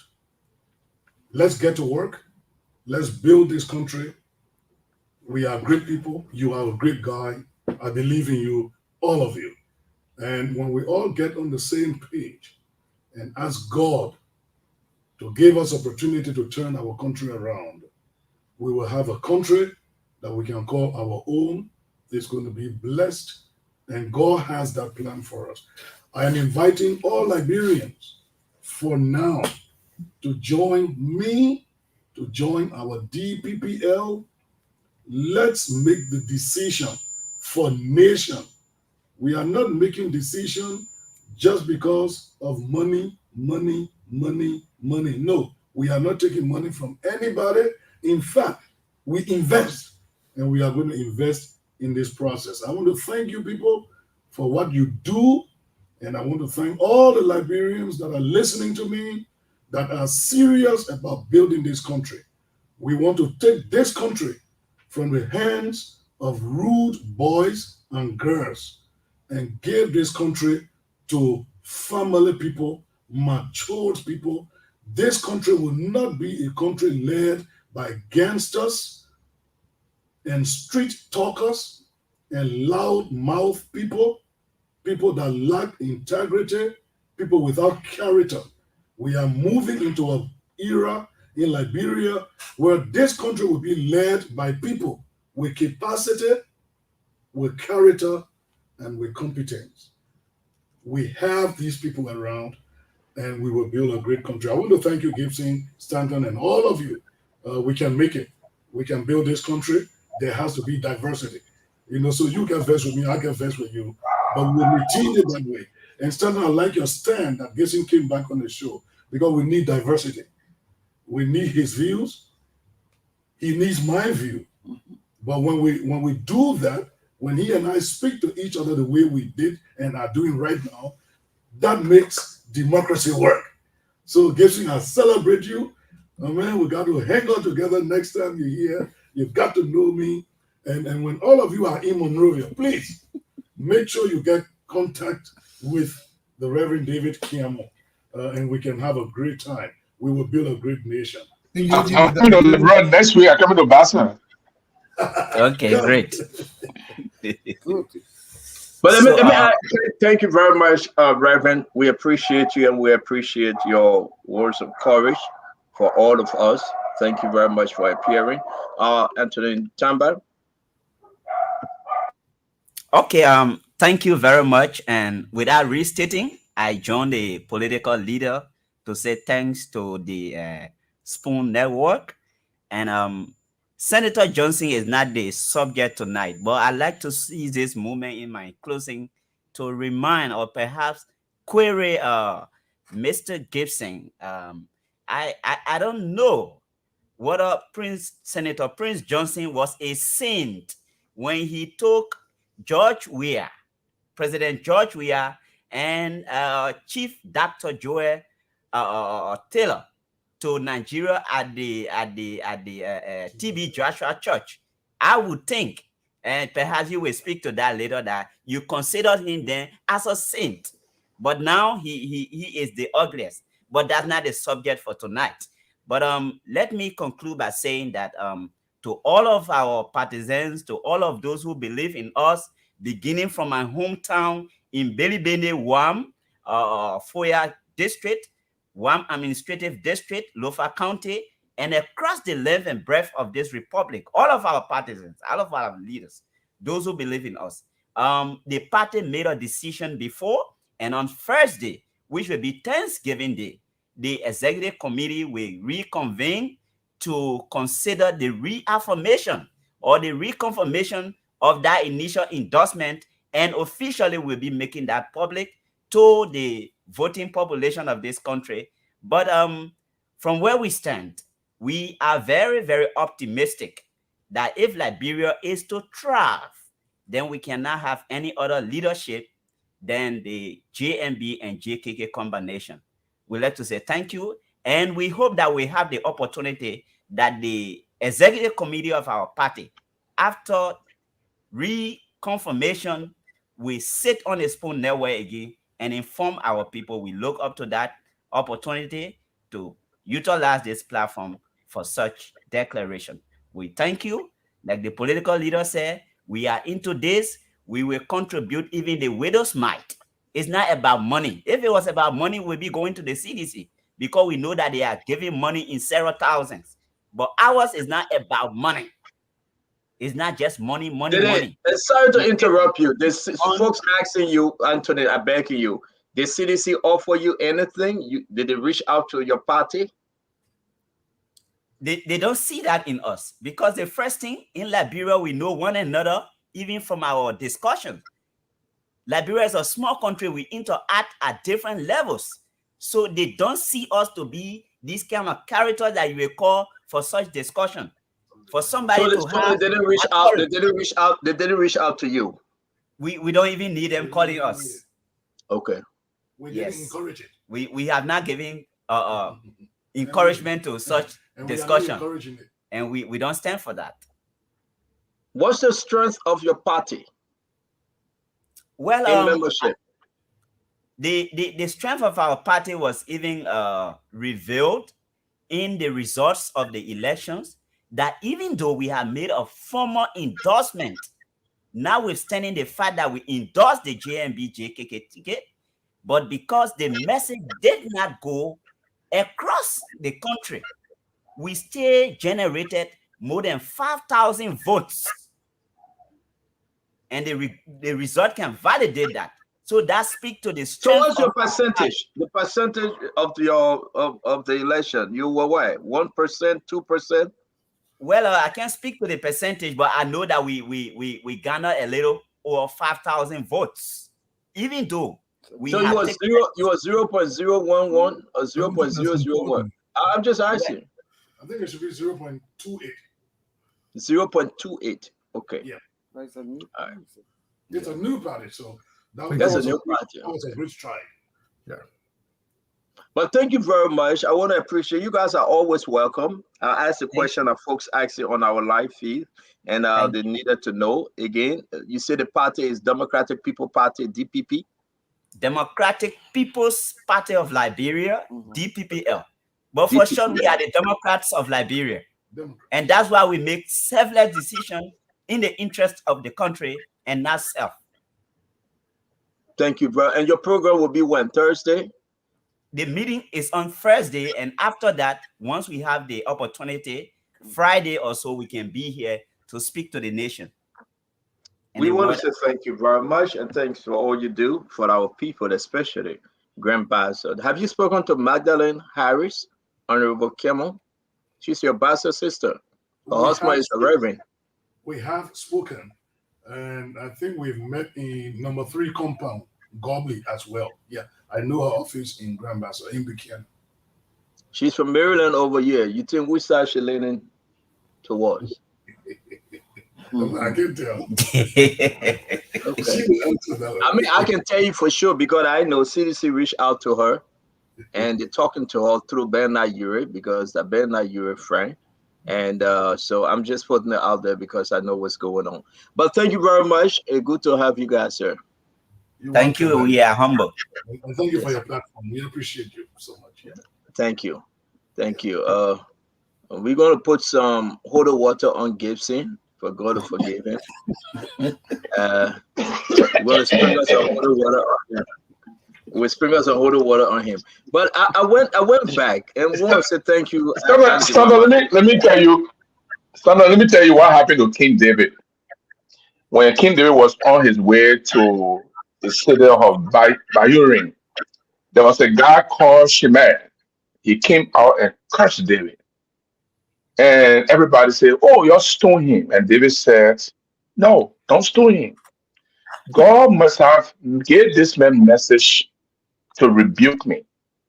And David gave him gift and anointed his hair with oil. So sometimes we have to tell these reverend that not because you preach to people, they can be president. He could have contested as a representative and test his strength. He can't even win a representative and won't be president. It's unfortunate. So that's why I said. Okay, so Jason, let me ask you a question then. Yes, sir. What say you about Reverend Foklikon? Yeah. Thank you.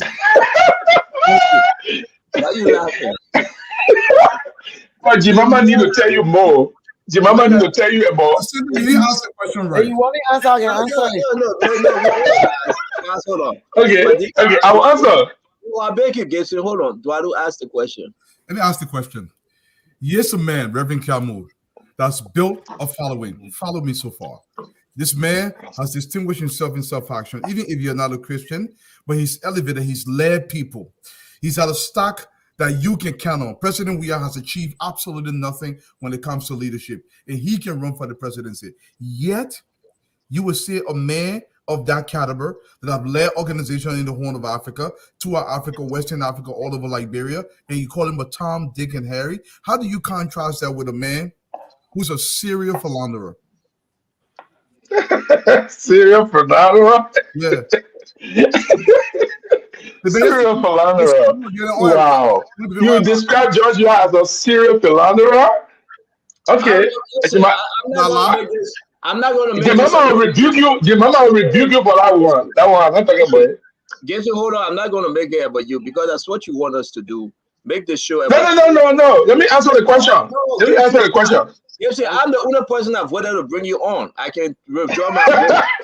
No, it's not possible. Yeah, been done. It's still. So wait, let me ask you a question, Jason. We will be moving in a different territory tonight. We got two very important stuff happening. I received a call. I'm going to call the gentleman on the show to give us step-by-step play of the death of Bati Yensa.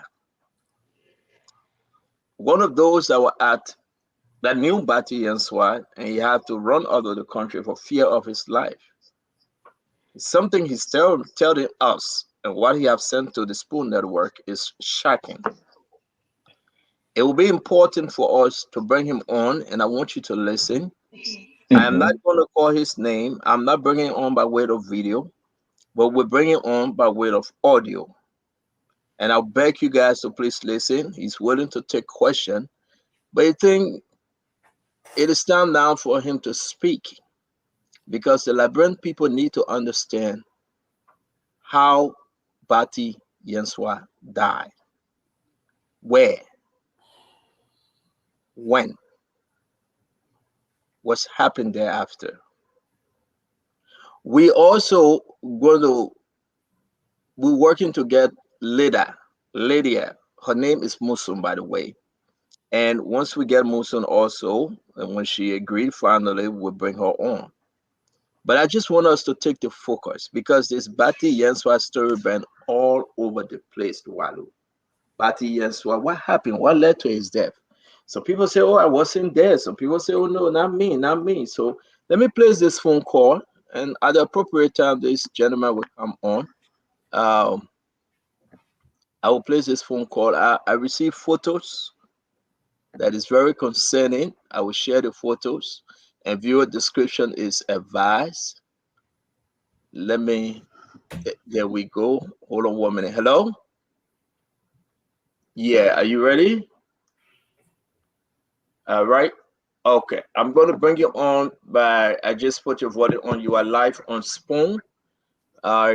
Liberians going to listen to you home and abroad. It's up to you if you want to call your name. You call me and you share with me some pictures, and you told me exactly what you went through. Can you tell us, Bati Yensa, what led to his death and what you know, please? Okay, so I know Emmanuel Bati Yensa through the lady that the media was trying to cover up to not disclose her identity, Lida. And so she was my apartment complex mate. We live in the same place together. And then, but then it was on Friday evening. I think it was on her birthday, and her birthday was being celebrated by friends of back then, Emmanuel Bati Yensa. It was Deacon William and Norris Stewart and Dr. Emmanuel Wille. Those were the people that were hanging out at the Calabash. But then I personally worked with the national security back then. So I came from work. It was in the evening, between 7 to 8 in the night. So I just went to an entertainment area right to Dubai Junction called Sultan Margarita. It's owned by one Nigerian guy called Don. It's right at the Dubai Junction, was one of the leading entertainment areas. So I just went in to go and get myself some drinks to cool up. So I just parked my car and then I went upstairs. So, General Power, he's with the NSA, and which is true. Heron Costa before I brought that General Power story up on his podcast. You have General Power, you have Uforidia, and some incompetent or unqualified people in the NSA, including George Jibo. So the agency decided to put stop to him to not come because the media started to it gave some kind of eyebrow that you can have ex-general in the NSA. So General Power lived right on Kerry Street. So you have all these ex-generals with him. Usually they wear these khaki vests with some iconic behind. I can't remember the iconic, some former fighter, something they have behind their vest. So surprisingly, when I went to Sultan Margarita, I saw two of them upstairs in the club. So, and I start to ask them that I've always seen you guys around somewhere around Kira Street, and they say, yeah, we have our boss live there, and I said, oh, General Power, and he said, yeah. So, and we had a conversation, but my mind did not go on what they were doing there, but I just went to go and take a drink, and from that place to Emmanuel house, the late IA boss, is probably around like maybe 7 to 8 or 9 miles from there if you use the police academy back way, because he used to live on the police academy. So, and then I just took my drinks, and then I got downstairs, and I was like, let me just go home. So when I went home, because I needed to work on the Saturday morning, I needed to free an agent that served at night on the morning shift. So then I wake up about like 3 a.m. Then I saw the post from Honorable Darius Dillon. It was there. Then Heron Costa also posted. I think Martin Colley also posted. I was listening to this like that on social media. So then I went back to sleep, and then I got up between 5 something. I got in my car, and I went to the agency. At the time we were on the were in Mama Point right there. So I went there, and then about 8, then I saw the post. Emmanuel Patinyuswa died. I was really shocked because he was someone that I just saw less than 24 hours, because he even promised that he was going to buy us a transformer for our compound. So, and then I was really shocked. Surprisingly, since I was living in that territory, the agency decided to send me, as an agent to get some information on the case, who were involved, and blah, blah, blah, and all of that. Surprisingly, it was my apartment mate, complex mate was involved with him. So it was really shocked. So, and you could tell that she was really on a serious drugs. And there were a lot of security people in our compound going back and forth and stuff like that.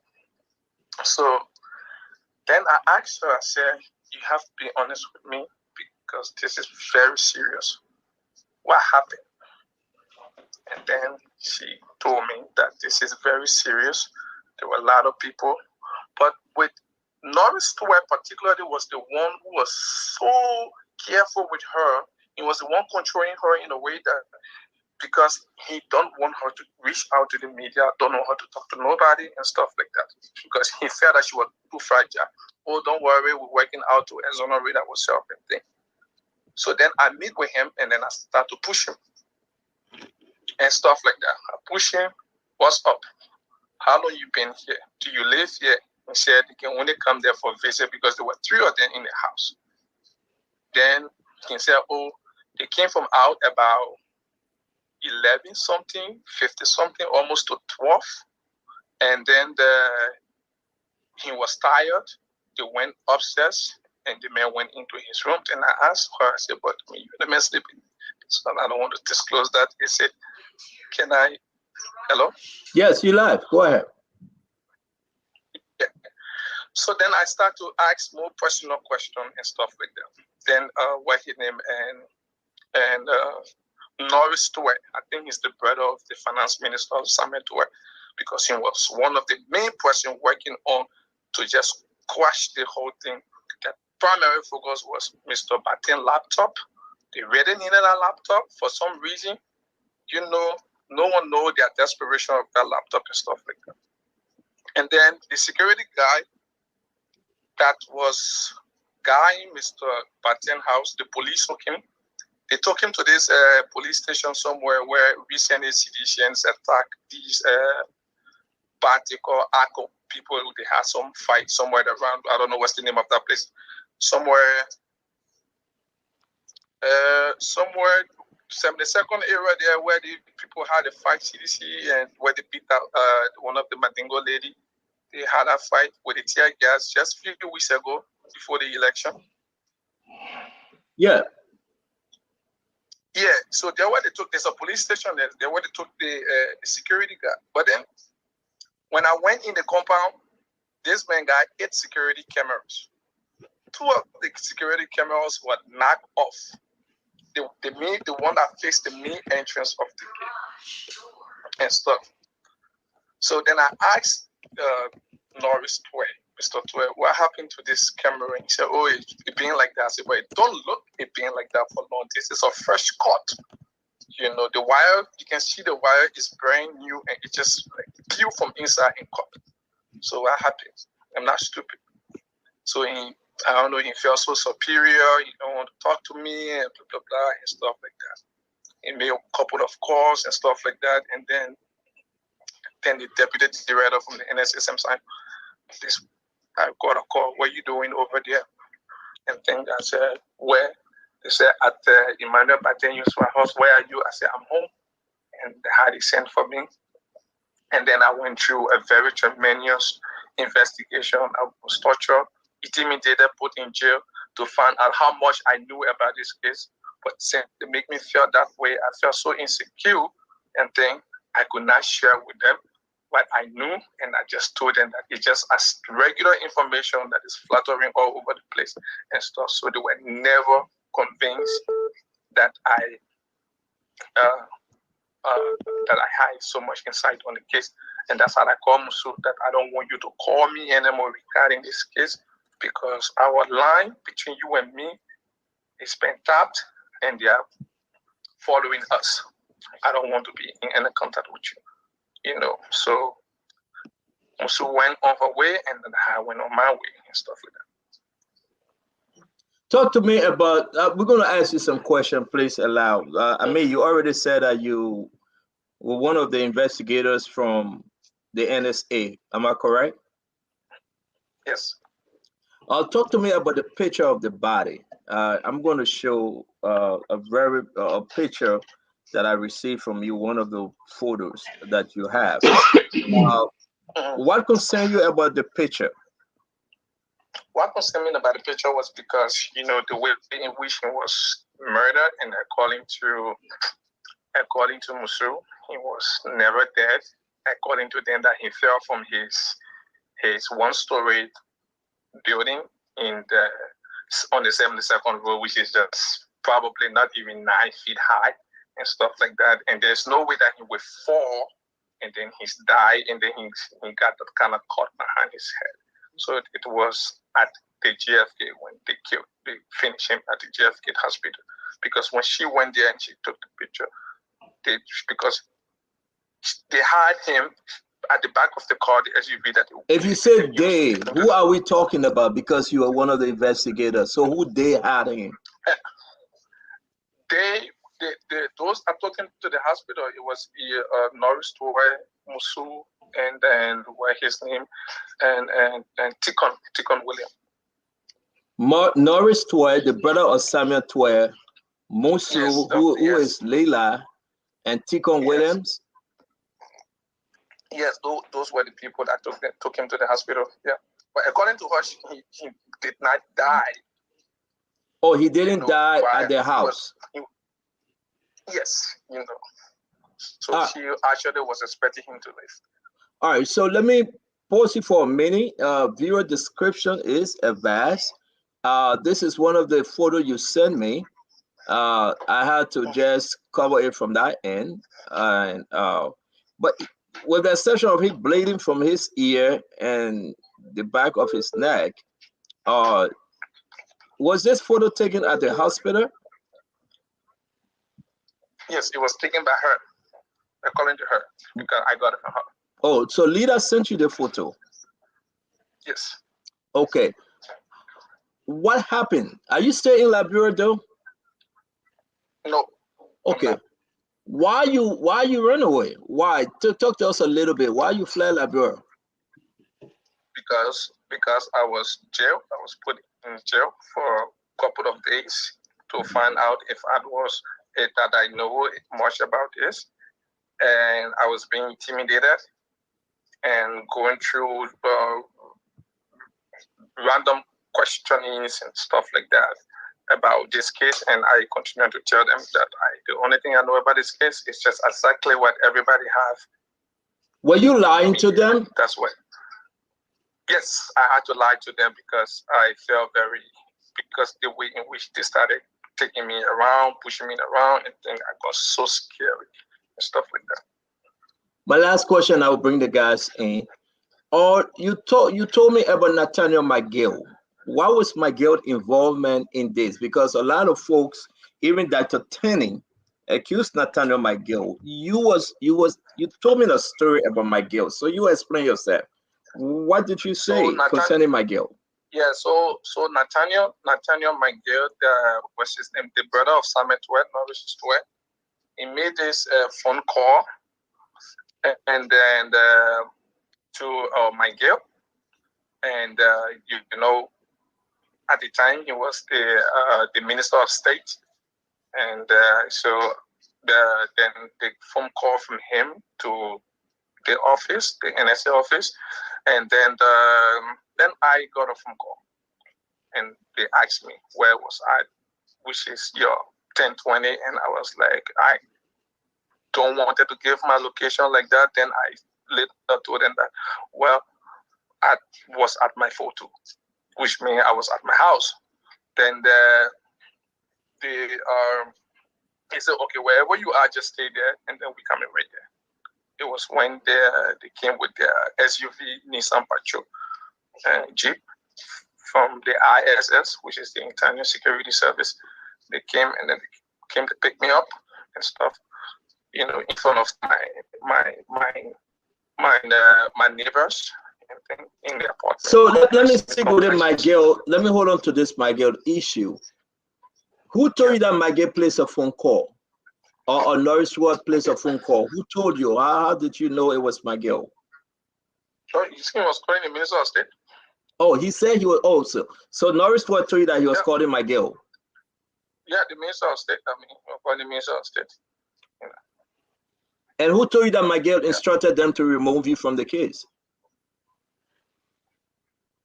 Who told me? Immediately when he called McGill, then I got a call. Okay.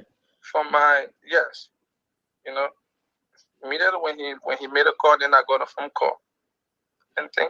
From the police. It's very important because this investigation is still ongoing, and I think I tried reaching out to some of the family of Bati Yensa to hear your story.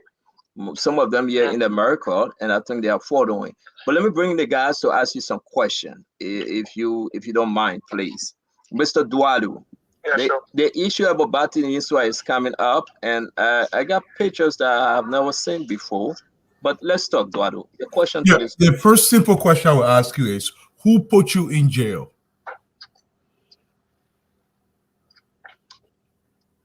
Hello? Are you hearing Mr. Dualu? You said the first question they asked me, who put me in jail? I was jailed by my own colleague from the NSA, the IG. So the IG, and you're allowed to put you in jail? Did he get instruction from somebody else, or it was just the IG putting you in jail? They put me in jail because they were doing this intimidation to know how much I know about this, and I continue to tell them that I don't know nothing about this. I just only know the regular story that is all in the media. So I was being intimidated, and then I was being put to jail for, I think, almost 4 days. Yes, this thing, they was doing this routine drill with me to verify that how much I know about this, and it was still requesting that they need a report from me, and then I told them that I have no report. Report is just as regular as Front Page Africa or other news like that in the country that reporting that the man fell from his building. You know, but that's why they keep on. They held me there. They took my badge. They took everything from me and stuff like that. So I was going through thorough investigation, and along with one of my colleagues who also was in the LIS, but for him, he was being interrogated by the police. At the time, who was the IG, sir?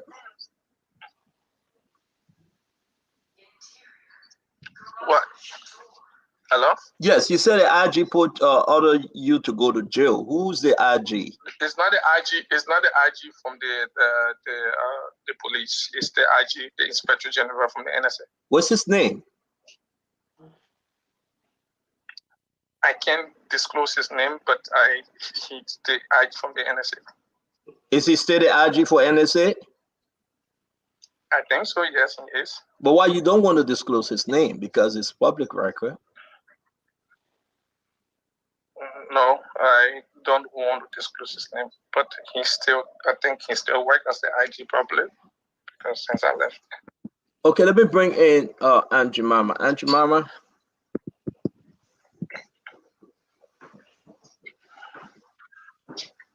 All these times We're not hearing you. We're not hearing you, Angie Mama. Can you hear me now? Yes, you're good. Okay. Yes. I want to know why you didn't disclose this since you left the country. Why are you disclosing it now when election time and Norris Toy having to be one of the lead figure in Unity Party? Is there a setup for in Unity Party or in CDC? Norris Toy Yes. in Unity Party, right? I don't know. I just want to confirm that. No, Norris Toy is in Unity Party. So why you didn't disclose it ever since you wait for a few more days to election, knowing fully well that UP is going to win this election flat down, and you just coming out to say this? I do believe that Andrew Mama Norris Toy, the brother of Samuel Toy, is a sedition. He's not in Unity Party. I don't think Norris Toy is in the Unity Party. Yeah, he's a sedition. You're a sedition. Okay. Yeah, I'm not speaking because of any political reason and stuff like that. I'm sorry, sir. I thought you was a member of UP. I would have said to you that it looked like a setup, because if Norris Toy were in UP, then that means like a setup. CDC wants to bring this thing to life, because I hope you're not mixing them with Amos Toy, the Secretary General. That Norris Toy, Samuel Toy brother. Yes. Okay, now that I know he's member of CDC. Yes. And they all are gang up in CDC. So remember of that gang. It's okay. Thank you. I have no further question. I rest my case. Let me come to Conor Gray. Conor Gray talked to us. The issue about this story is coming up, and the pictures we have, they are not out there yet. And something strange to this story. But your question, Conor Gray. You know, my brother, from your own estimation, your own professional estimation, who killed Baton Neshua?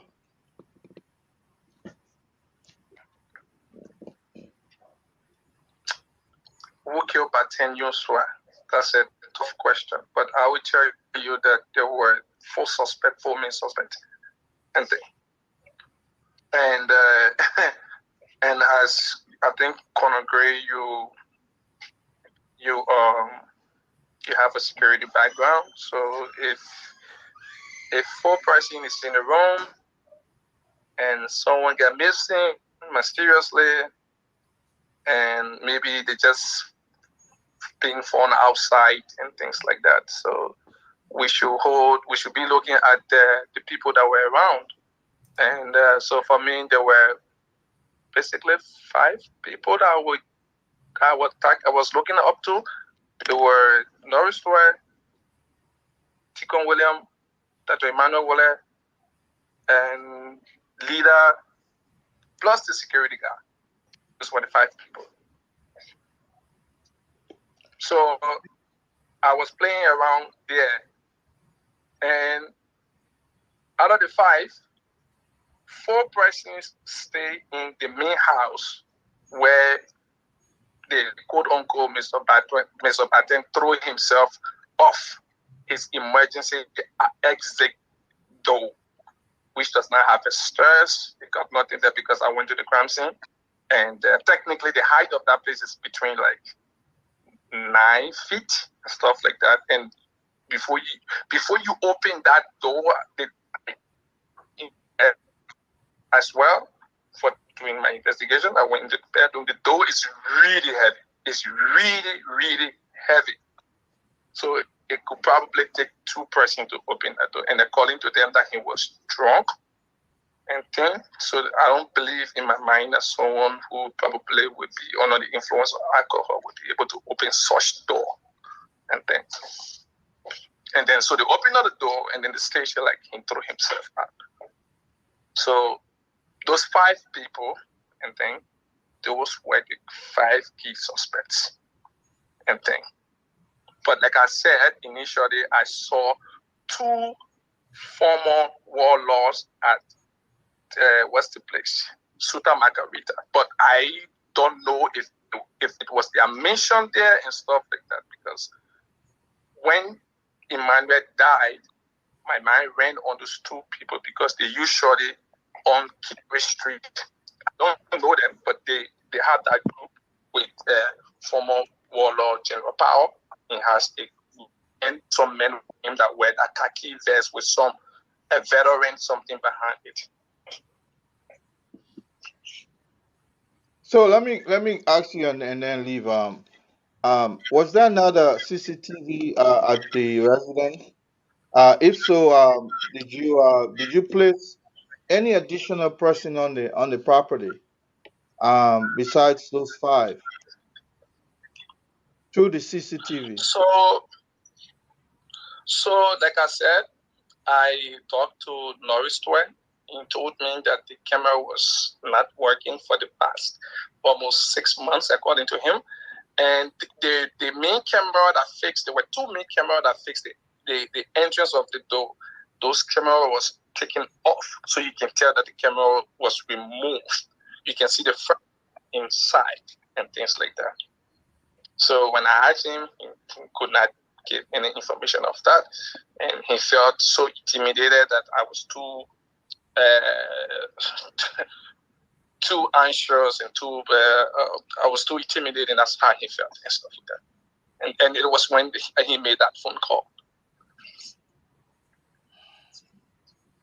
All right, let me bring in Gibson. Before you come in, I beg you, let me ask our friend and this gentleman. You couldn't call the name of the IG, but do you know one Emmett Reeves?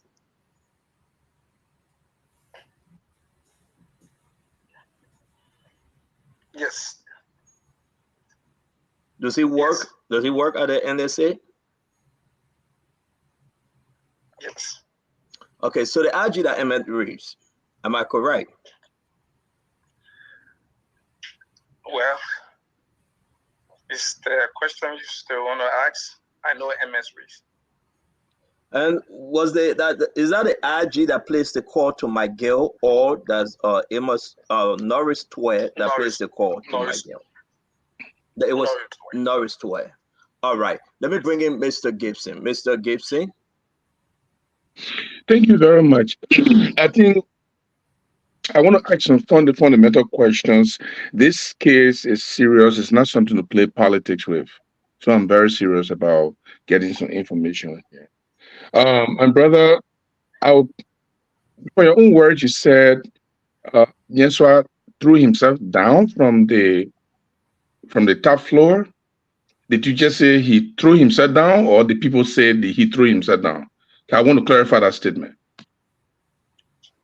I did not say that he threw himself down. I said they said that he threw himself through the emergency exit door. Okay, thank you very much. And this lady who told you that he didn't die on the scene, did she tell you that any of these armed men that you saw, those 2 warlords, that they were around Yensa's house or they were present there? Did she say anything like that? She said people were in the house, because what surprised her was that they locked the main door, and they even met the security guy. He went to knock and said, Bossman is outside lying down.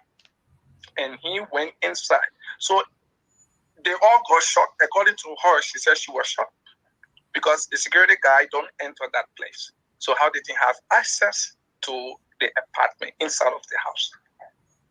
But the question was, did you ask her whether these 2 warlords were present? Gibson, I just told you that she said that someone entered the house, and the person who entered the house they saw was the security guard. Okay, I'm going to pass on it, but the reason I'm asking is you are suspicious that you saw two warlords in the area 24 hours ago, and now Yenswat is now laying down on the ground, and he seemed to be not dead and was taken to the place.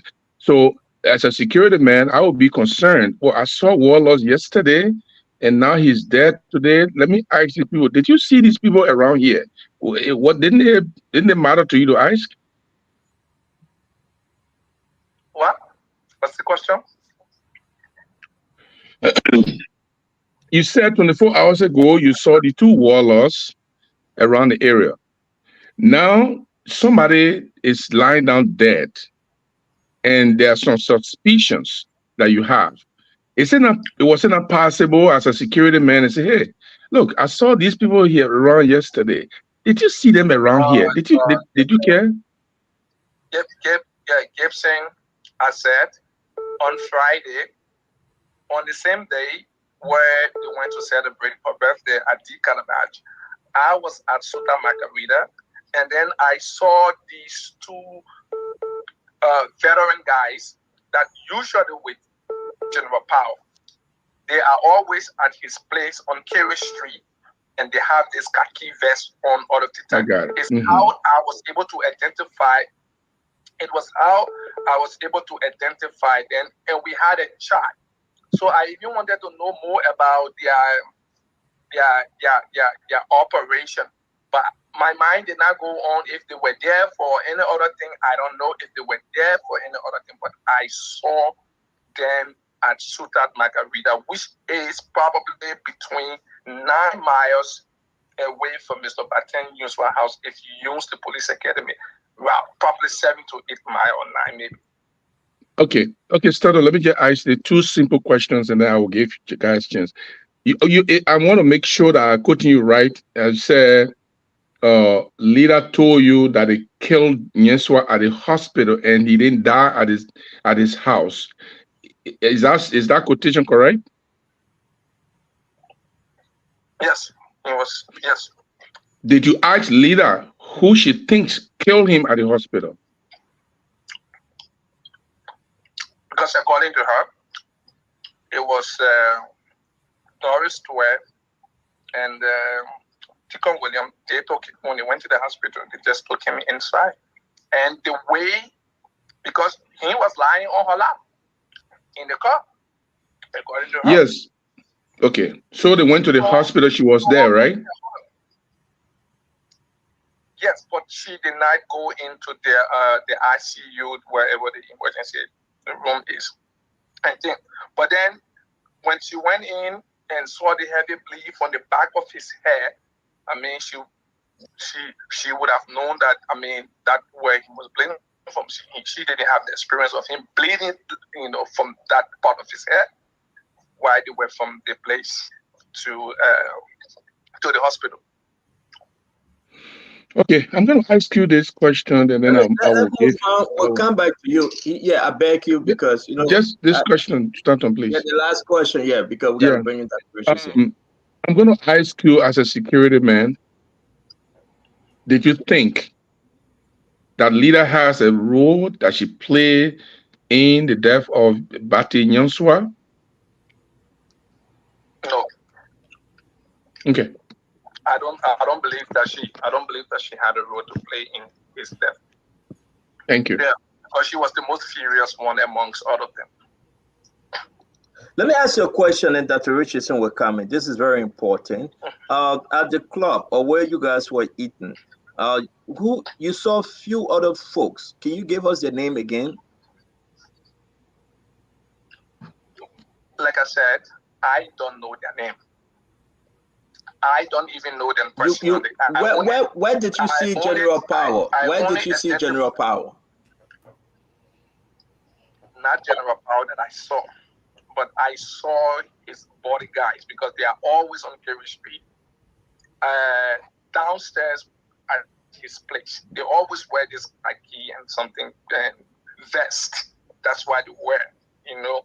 So, and I was eager to know, you know, about them.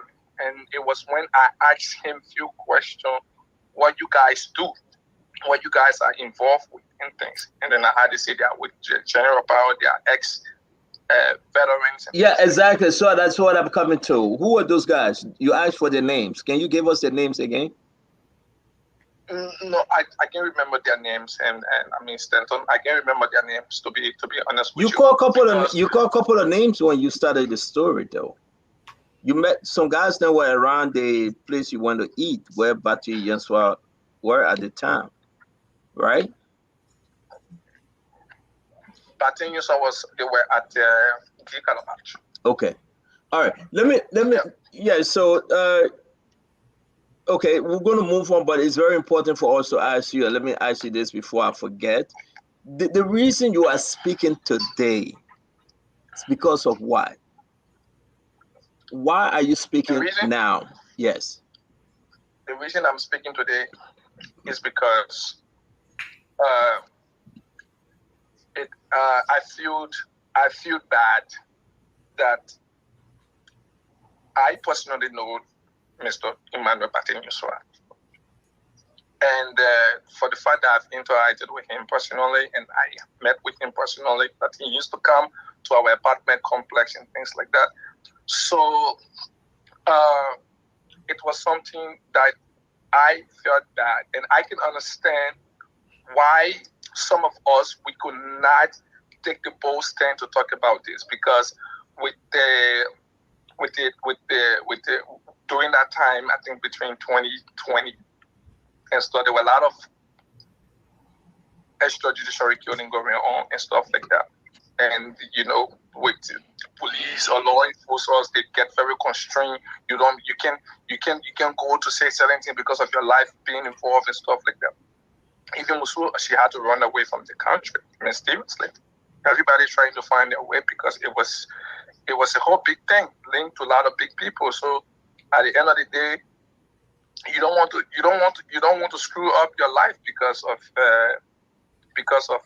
this kind of thing. It's not so easy to be able to be very vocal in Liberia with this kind of case, you know. Thank you. Let me bring in Dr. Richardson, please. Yeah, you mentioned a few suspicious incidents, like the ex-combatants at the club. You said a few wires were cut. You mentioned Norris Square was manhandling you because you seem to have been asking too many questions, or even if he was emotionally manhandling you.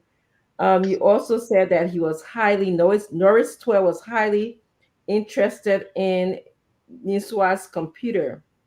Do you believe that there were foul play, and also what would be the motive of them wanting to kill Niswa? Well, I think it came from this some audit report that he was supposed to do some presentation, and I think he talked to her about it, and it was very, very damaging, because she I think I had a conversation with her regarding that. I think the audit was with some COVID funds, the stimulus package, stuff like that. It was supposed to do an audit report on that and stuff. So for the suspicious, yes, that could be the reason why they wanted to get rid of it. All right. So again, I have your number. I wanted to ask the last question, but we have to go. It's 7 p.m. I don't want to share your number, so if I leave, it means that you have to leave. We hope we can have you back another time. I would ask one question, but that's okay. If you gotta go, that's fine. Ask the second question, Dr. Richardson. So you mentioned this audit report, and you said that you talked to, I believe, Lita, and she told you it was a damaging report. What was the nature of this report that was so damaging? Who was it damaging towards? the Ministry of Finance, how that money was spent, and how Which it money? was, the COVID stimulus package. I think it was 30 minutes. I don't know if you ever heard about the COVID stimulus package. Do you suggest that it showed corruption? Of course. I mean, they never killed him because I don't think they visited him because of the. In fact, Mr. Batten was a very close, because this thing was so sad, In further details. Let me hold you there. Dr. Richardson will run the show. No, I'm not going to hang up on you. I'm going to leave my phone on. Dr. Richardson, when you're done with him, then he's just going to hang up, okay? But I have to go take care of an emergency, so you guys can continue, please. So go ahead, talk to Dr. Richardson, please. So it is pretty sad that at the time, what's his name, the managing director of the Freeport of Monrovia, Bill Twary. Bill Twary, even as part of my investigation, he was in his office, in that he also had access to this man's house. Bill Twary had access to his house. They were friends. Bill Twary and what's his name, and Samet Tware, and they were all friends. So it's a free house where they all go and chill, they all go and hang out, and so they all have their own keys. Okay. But Bill Twary was prevented to not be involved with this investigation for some reason. He came out that he had access to this house. He had visited this place. He knew this place, and all would go there, and they just never allowed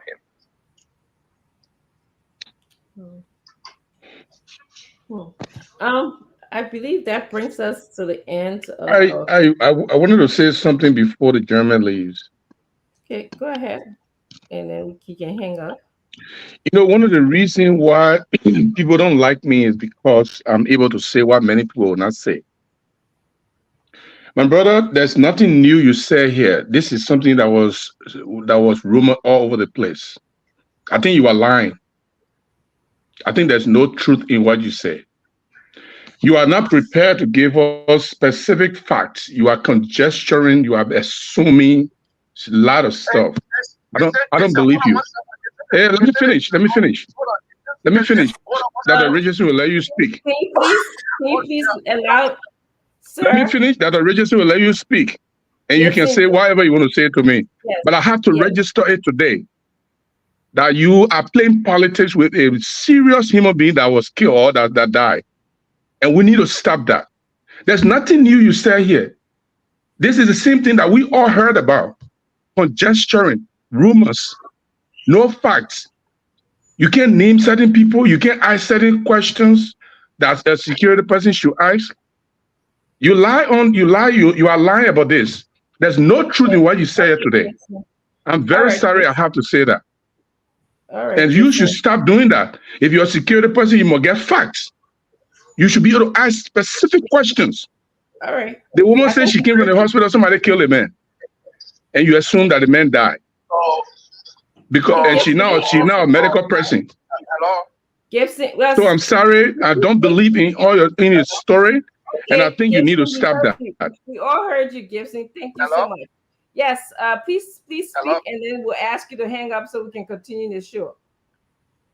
Okay, I think this is the same Gibson that once upon a time who also accused the government that they kill his son, mob justice, because the criminal, and then he stole, and then they kill him. I did not accuse the government. You stop lying on me. I didn't say that. I didn't accuse the government. Gibson, let the man speak. You can't. Okay, let him speak. But I didn't say that. Let him speak. There was a mob justice. They killed your son, and it was not the right thing to do. Blah, blah. Are you the Gibson guy? Your son that was involved in the criminal thing that they killed him. Okay, sir. Thank you. Okay, can you hang up, sir? We're going to move on. Thank you so much for your narrative, okay? You're welcome, Dr. Richardson. Okay. Thank you. Andy, Mama, what about you, Mama? Yes. Your thoughts? Well, my thoughts about it is that he has some facts, but like Gibson said, he's not brave enough to say it. You know, he knows a lot of details about the crime, but he's afraid to say it. And if he's out of the country and has protection, then why he can't say what he knows? He's being on the periphery. He's just beating around the bush, putting around the bush, and he's not saying anything that we haven't really heard. All the things that he just said, we've heard it before through rumors, through this, through that. So actually don't know the facts. And he came on today and told Stanton that he's going to review the facts. Who killed Bati Yenswa? He was going to be very bold and explain. And my point is, why should you be afraid if you got the facts in your other country? You say nothing like you. So what is your point? So you were really not clear on issues tonight, and all the rumors that we heard is what we're hearing tonight. So actually, my conclusion is that he's not saying what he's supposed to say. He's not saying the facts that he promised to tell the Liberian people, because everybody was eager to know who killed Bati Yanswa and the rest of the other people, and saying he knew this one. He should have been bold, but he's not bold. He can't say it. So let's move on to another topic. I mean, it hurts me because it's somebody's life. You know, everybody been wondering for the final solution or the final answer to Bati Yanswa and the rest of the auditors. Thank you. Yeah, and then we didn't get it tonight, so I'm a little bit disappointed, actually. Yeah, thank you. We're gonna just do our closing right now. I don't believe Stanton's coming back, so we just take our time to do our closing.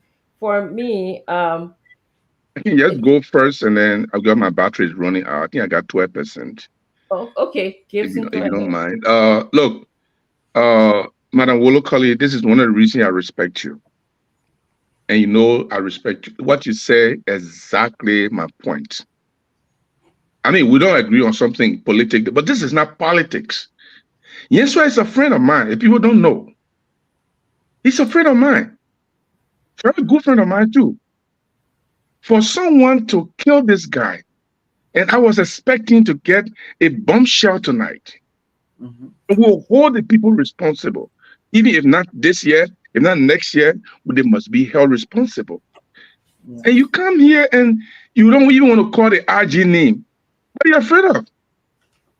What are you afraid of? Starting, who is the RG that placed the call to you? You can say, but you wouldn't come here to tell us who killed Yenswa. So there's too many conjecture. I'm sorry, these are things that I do, and people don't like me because they feel I'm too, straightforward. And he bringing my son inside. We're not talking about my son here. I didn't say the government killed my son. I didn't say so. If the government killed my son, I'll tell the government killed my son. I'm not afraid of it. But I expected tonight, leader, who he said was present, leader would have been the person to say, my brother, tonight, 2 guys came here and they left, which means his suspicion about those guys would be right. Or, hey, leader, you said the police killed him. How do you know the police killed him? Oh, I didn't enter the emergency room, but I know the police killed him because I saw blood at the back of his head. If somebody fall from, I'm not even confirming that the man fell and died. I still believe that somebody killed Yenswa, and that's my bias. That's my real bias there. I still believe that somebody killed Yenswa. But if the man fell from that top floor to the ground, it's possible he can hit his head in the back. And concussion can kill. That already you know that. Concussion can kill easily. Even if you don't die on the spot, concussion in the next 5 minutes, if you are not rushed to the hospital, you can die. You can even die from the brain aneurysm as a result of the traumatic brain injury. And I'm trained as a traumatic brain injury here. That's my specialty. That's my specialty in the health field. Traumatic brain injury. People hit their head. This is the biggest killer in America. I think the brother should come back. I think the brother should come back. If he knew something, he should come back and say, we want to really know. I think he knows certain things. And he probably holding back, like Madam Wolokoli said. We need to know who killed Yensua. Leave me like that. But what he gave us tonight is what all of us already know. That what everybody already said, everybody know what he said. It's no new thing here. That's why I'm so little bit upset, and I say I don't believe him. But it's true that Yensua died under mysterious circumstances. And anyone who knows about how Yensua died, they should please come out and tell us what happened. Even if the people cannot be held responsible now, I don't care. Take 10 murder. Murder has no statute of limitation. They can be held responsible tomorrow.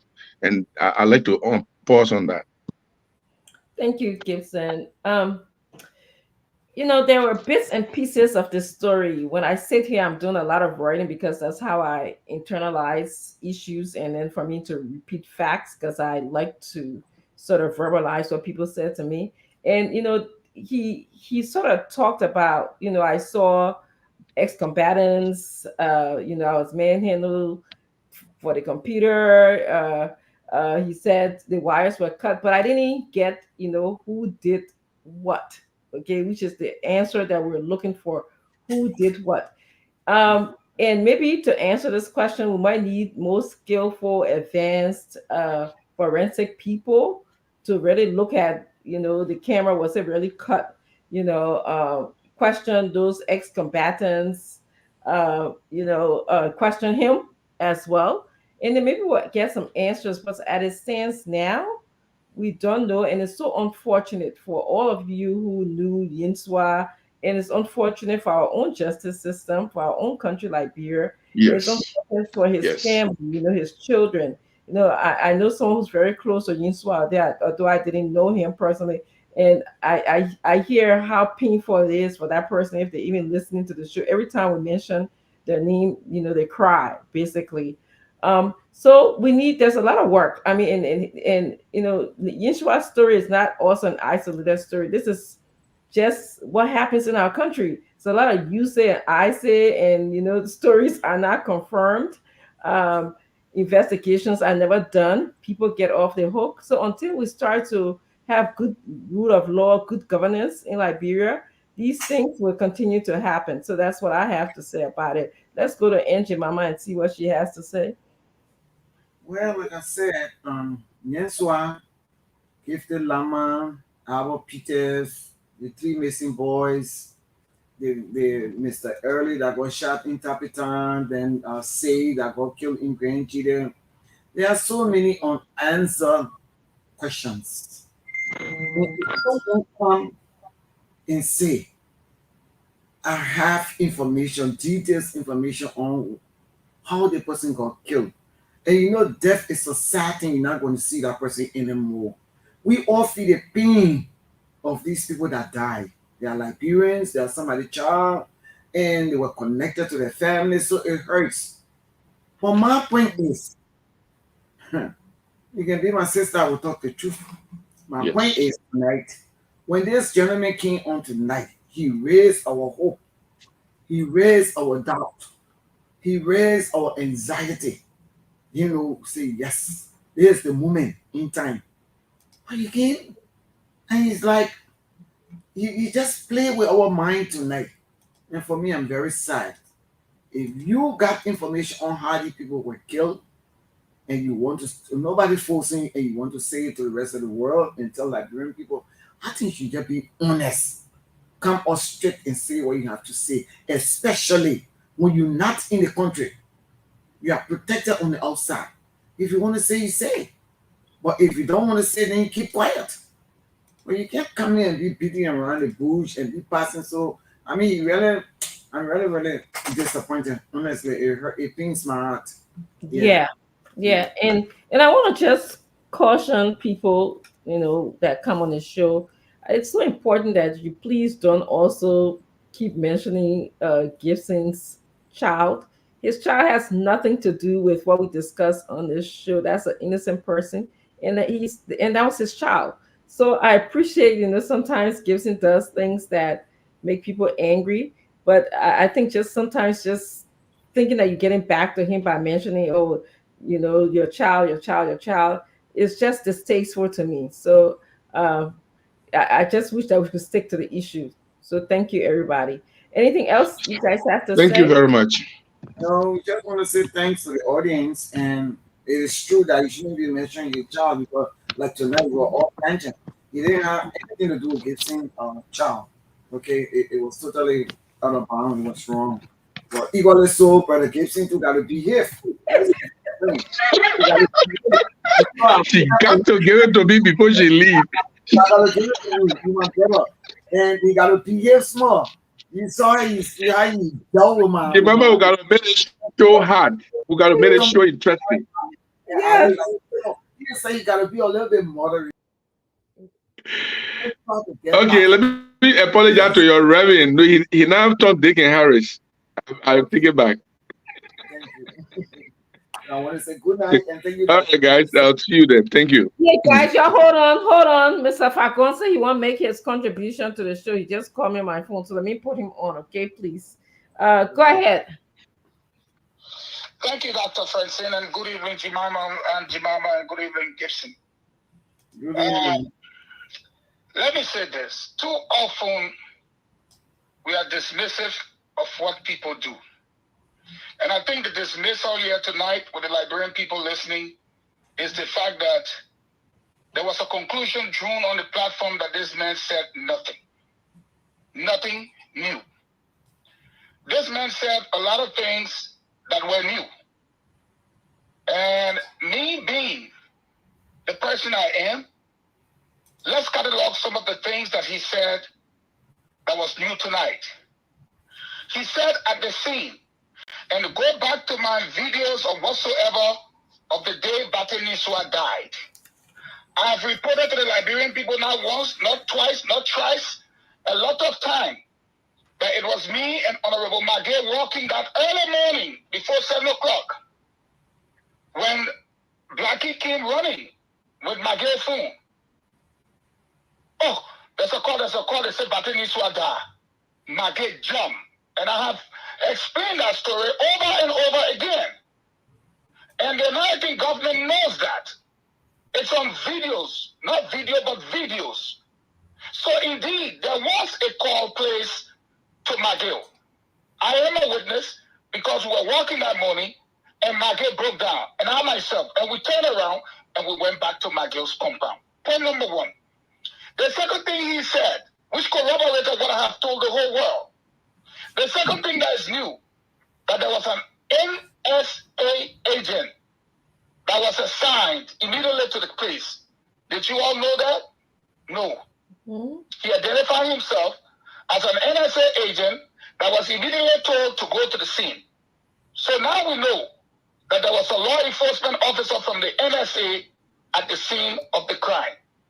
Another thing we did not know is that the NSA officer himself was interrogated and jailed. Did you all know that? No. I can go on and on of some of the things he said tonight that has now emerged as something new. That the whole country now is in shock. We're not playing politics. Nobody on that platform can say the new NSA officer was assigned. They have no clue that there was an investigation active as an officer that he carried out. He talked about Norris Twett. He talked about Ticon Williams. Yes, those people were there. Okay? But the thing that we know now, that I am a witness to, that yes, there was a call made. I'm a witness to that. What the call entails, Magay was not the one that picked up the call. It was his bodyguard, Blackie, that came running because they walked behind us. Or sometimes they are following the car. And they ran to us and said, oh, there's a call. They said, Bate Niswanda. Magay was shocked. And we turned around and went back to the yard. He said that, and I can corroborate that. It was Blackie who picked up that call. Secondly, the whole world now knows that there was an NSA agency sent to the crime scene. He made his observation with respect to security camera and what have you. We now know that the law enforcement officer was there on that morning. Nobody ever knew that that law enforcement officer was taken to his office and jailed and interrogated after being assigned to the case. Dr. Francine. He was never assigned. He didn't say he was assigned. Continue to speak out so that we get some of the pieces And at the end of the day, as Gibson and all of the other people are saying, we will find closure. But if people come to talk and we dismiss them, they come to talk, we dismiss them, no, I think it's unfair. And that's my contribution. Thank you. Dr. Richardson, 1 minute, please check, just 10 seconds. He's gonna listen on. But the very thing we just said, the wife just said, everything Fagon have been saying before that thing they're making to say. No new thing. I don't know how Fagon understand no new thing. You say it before the man can and say it, no new thing added. And the man was never assigned. The man said you were around the area he went there. He was never assigned. And so they ask him, what are you doing there? I actually think that it's unfair for him to categorize all of our comments as being dismissive of the guy who was not dismissive, being critical. There it's not the question of being dismissive. Like what you said to us, Mr. Falcon, you said that there was a call being. Wait. I hope I will have my time. Yes, you will. You will. The issue is that we wanted to hear something substantial. Okay, everybody was looking forward to maybe names were being called, or maybe specifically how he died. I mean, they took him to the hospital, but she said that Lila told him that she didn't go inside the hospital, and when she later saw him, there was a lot of blood coming from his head. So it didn't just add up. We were very anxious and looking forward to maybe more substantial information.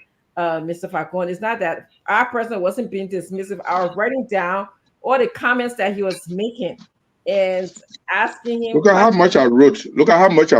Did you see how much I wrote? Based on his comment, yes, I want him to come back and talk. I want him to continue to speak.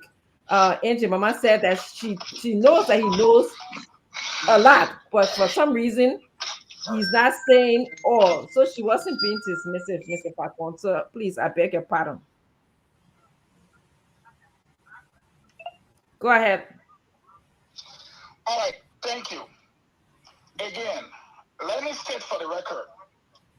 I think when Gibson comes back and you say you were not being dismissive, let's take that. When Gibson comes back and say nothing new that this man said, in fact, Falcon has been saying it, Gibson should not lie. I never knew an NSA officer was ever in that compound. I never knew that an NSA officer had investigated initially. And secondly, Gibson should not lie. A law enforcement officer, the gentleman said, he was called since he in the area and lived near the area and told to go there. But a law enforcement officer, when a crime is committed, does not have to be assigned before he or she can act immediately. That is just, it defies common sense. If you haven't worked in government before, an off-duty police officer see a crime, they go there and they take action. That's why we call them law enforcement officer. At the end of the day, again, I repeat, here are some of the things that he said new. He was sent to go there. Dr. Francine, he went there. When he got there, now we're hearing about CCTV camera. Now we're hearing about it being caught. Now we're hearing about Norris Stewart being uneasy. Now we're hearing about Norris Stewart making a call to McGill. Now we're hearing Eugene Fagon on the line saying that morning we were walking when the call came in. He has said it multiple times. Nobody on the platform knew about that. Now we know that that same NSA officer was interrogated in jail for what he knew.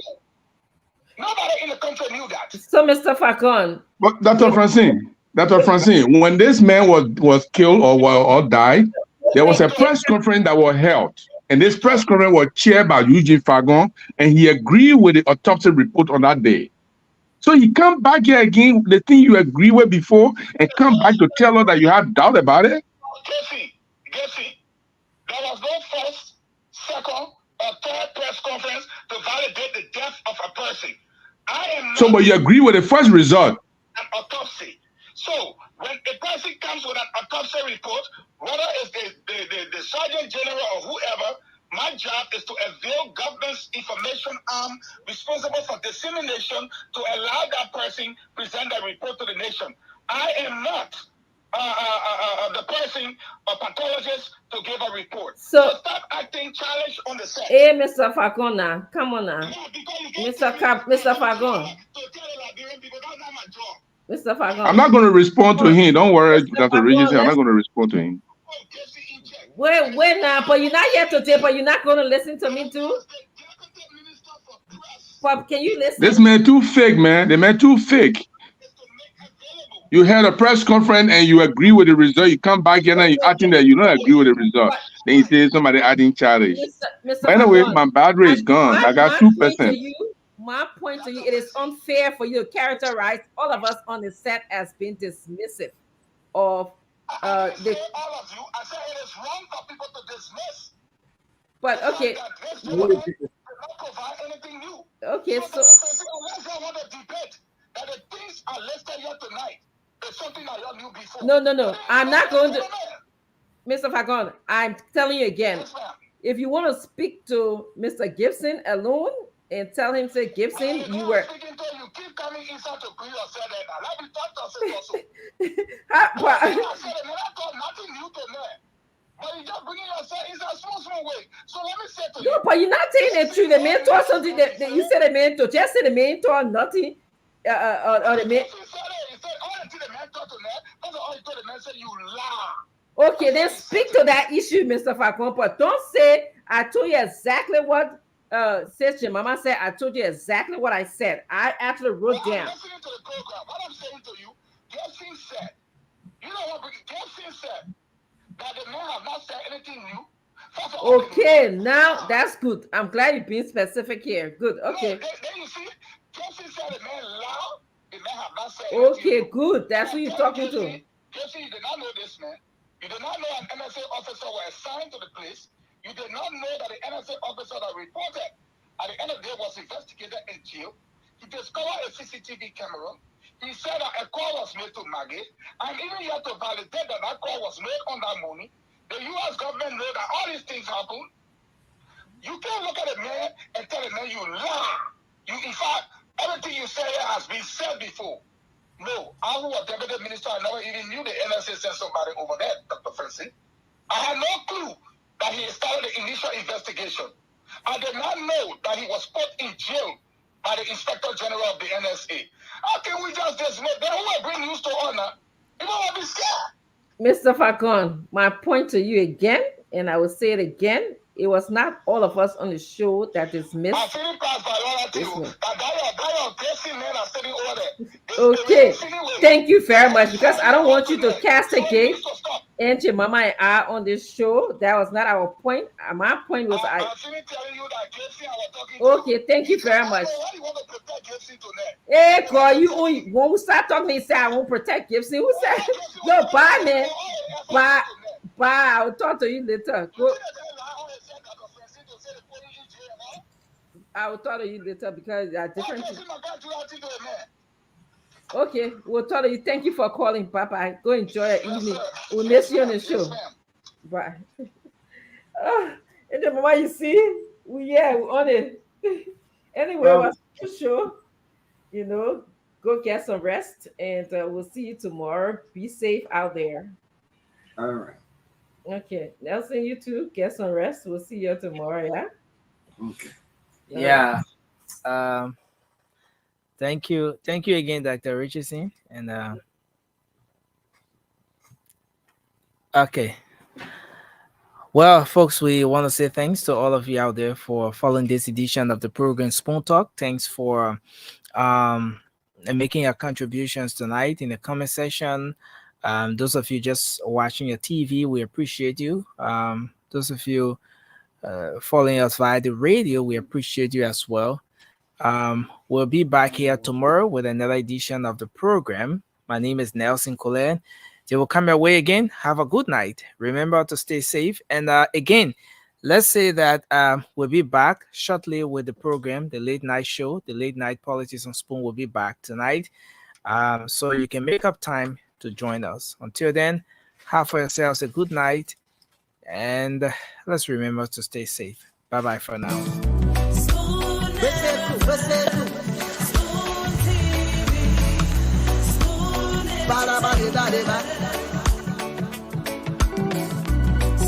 Skibidi dabado.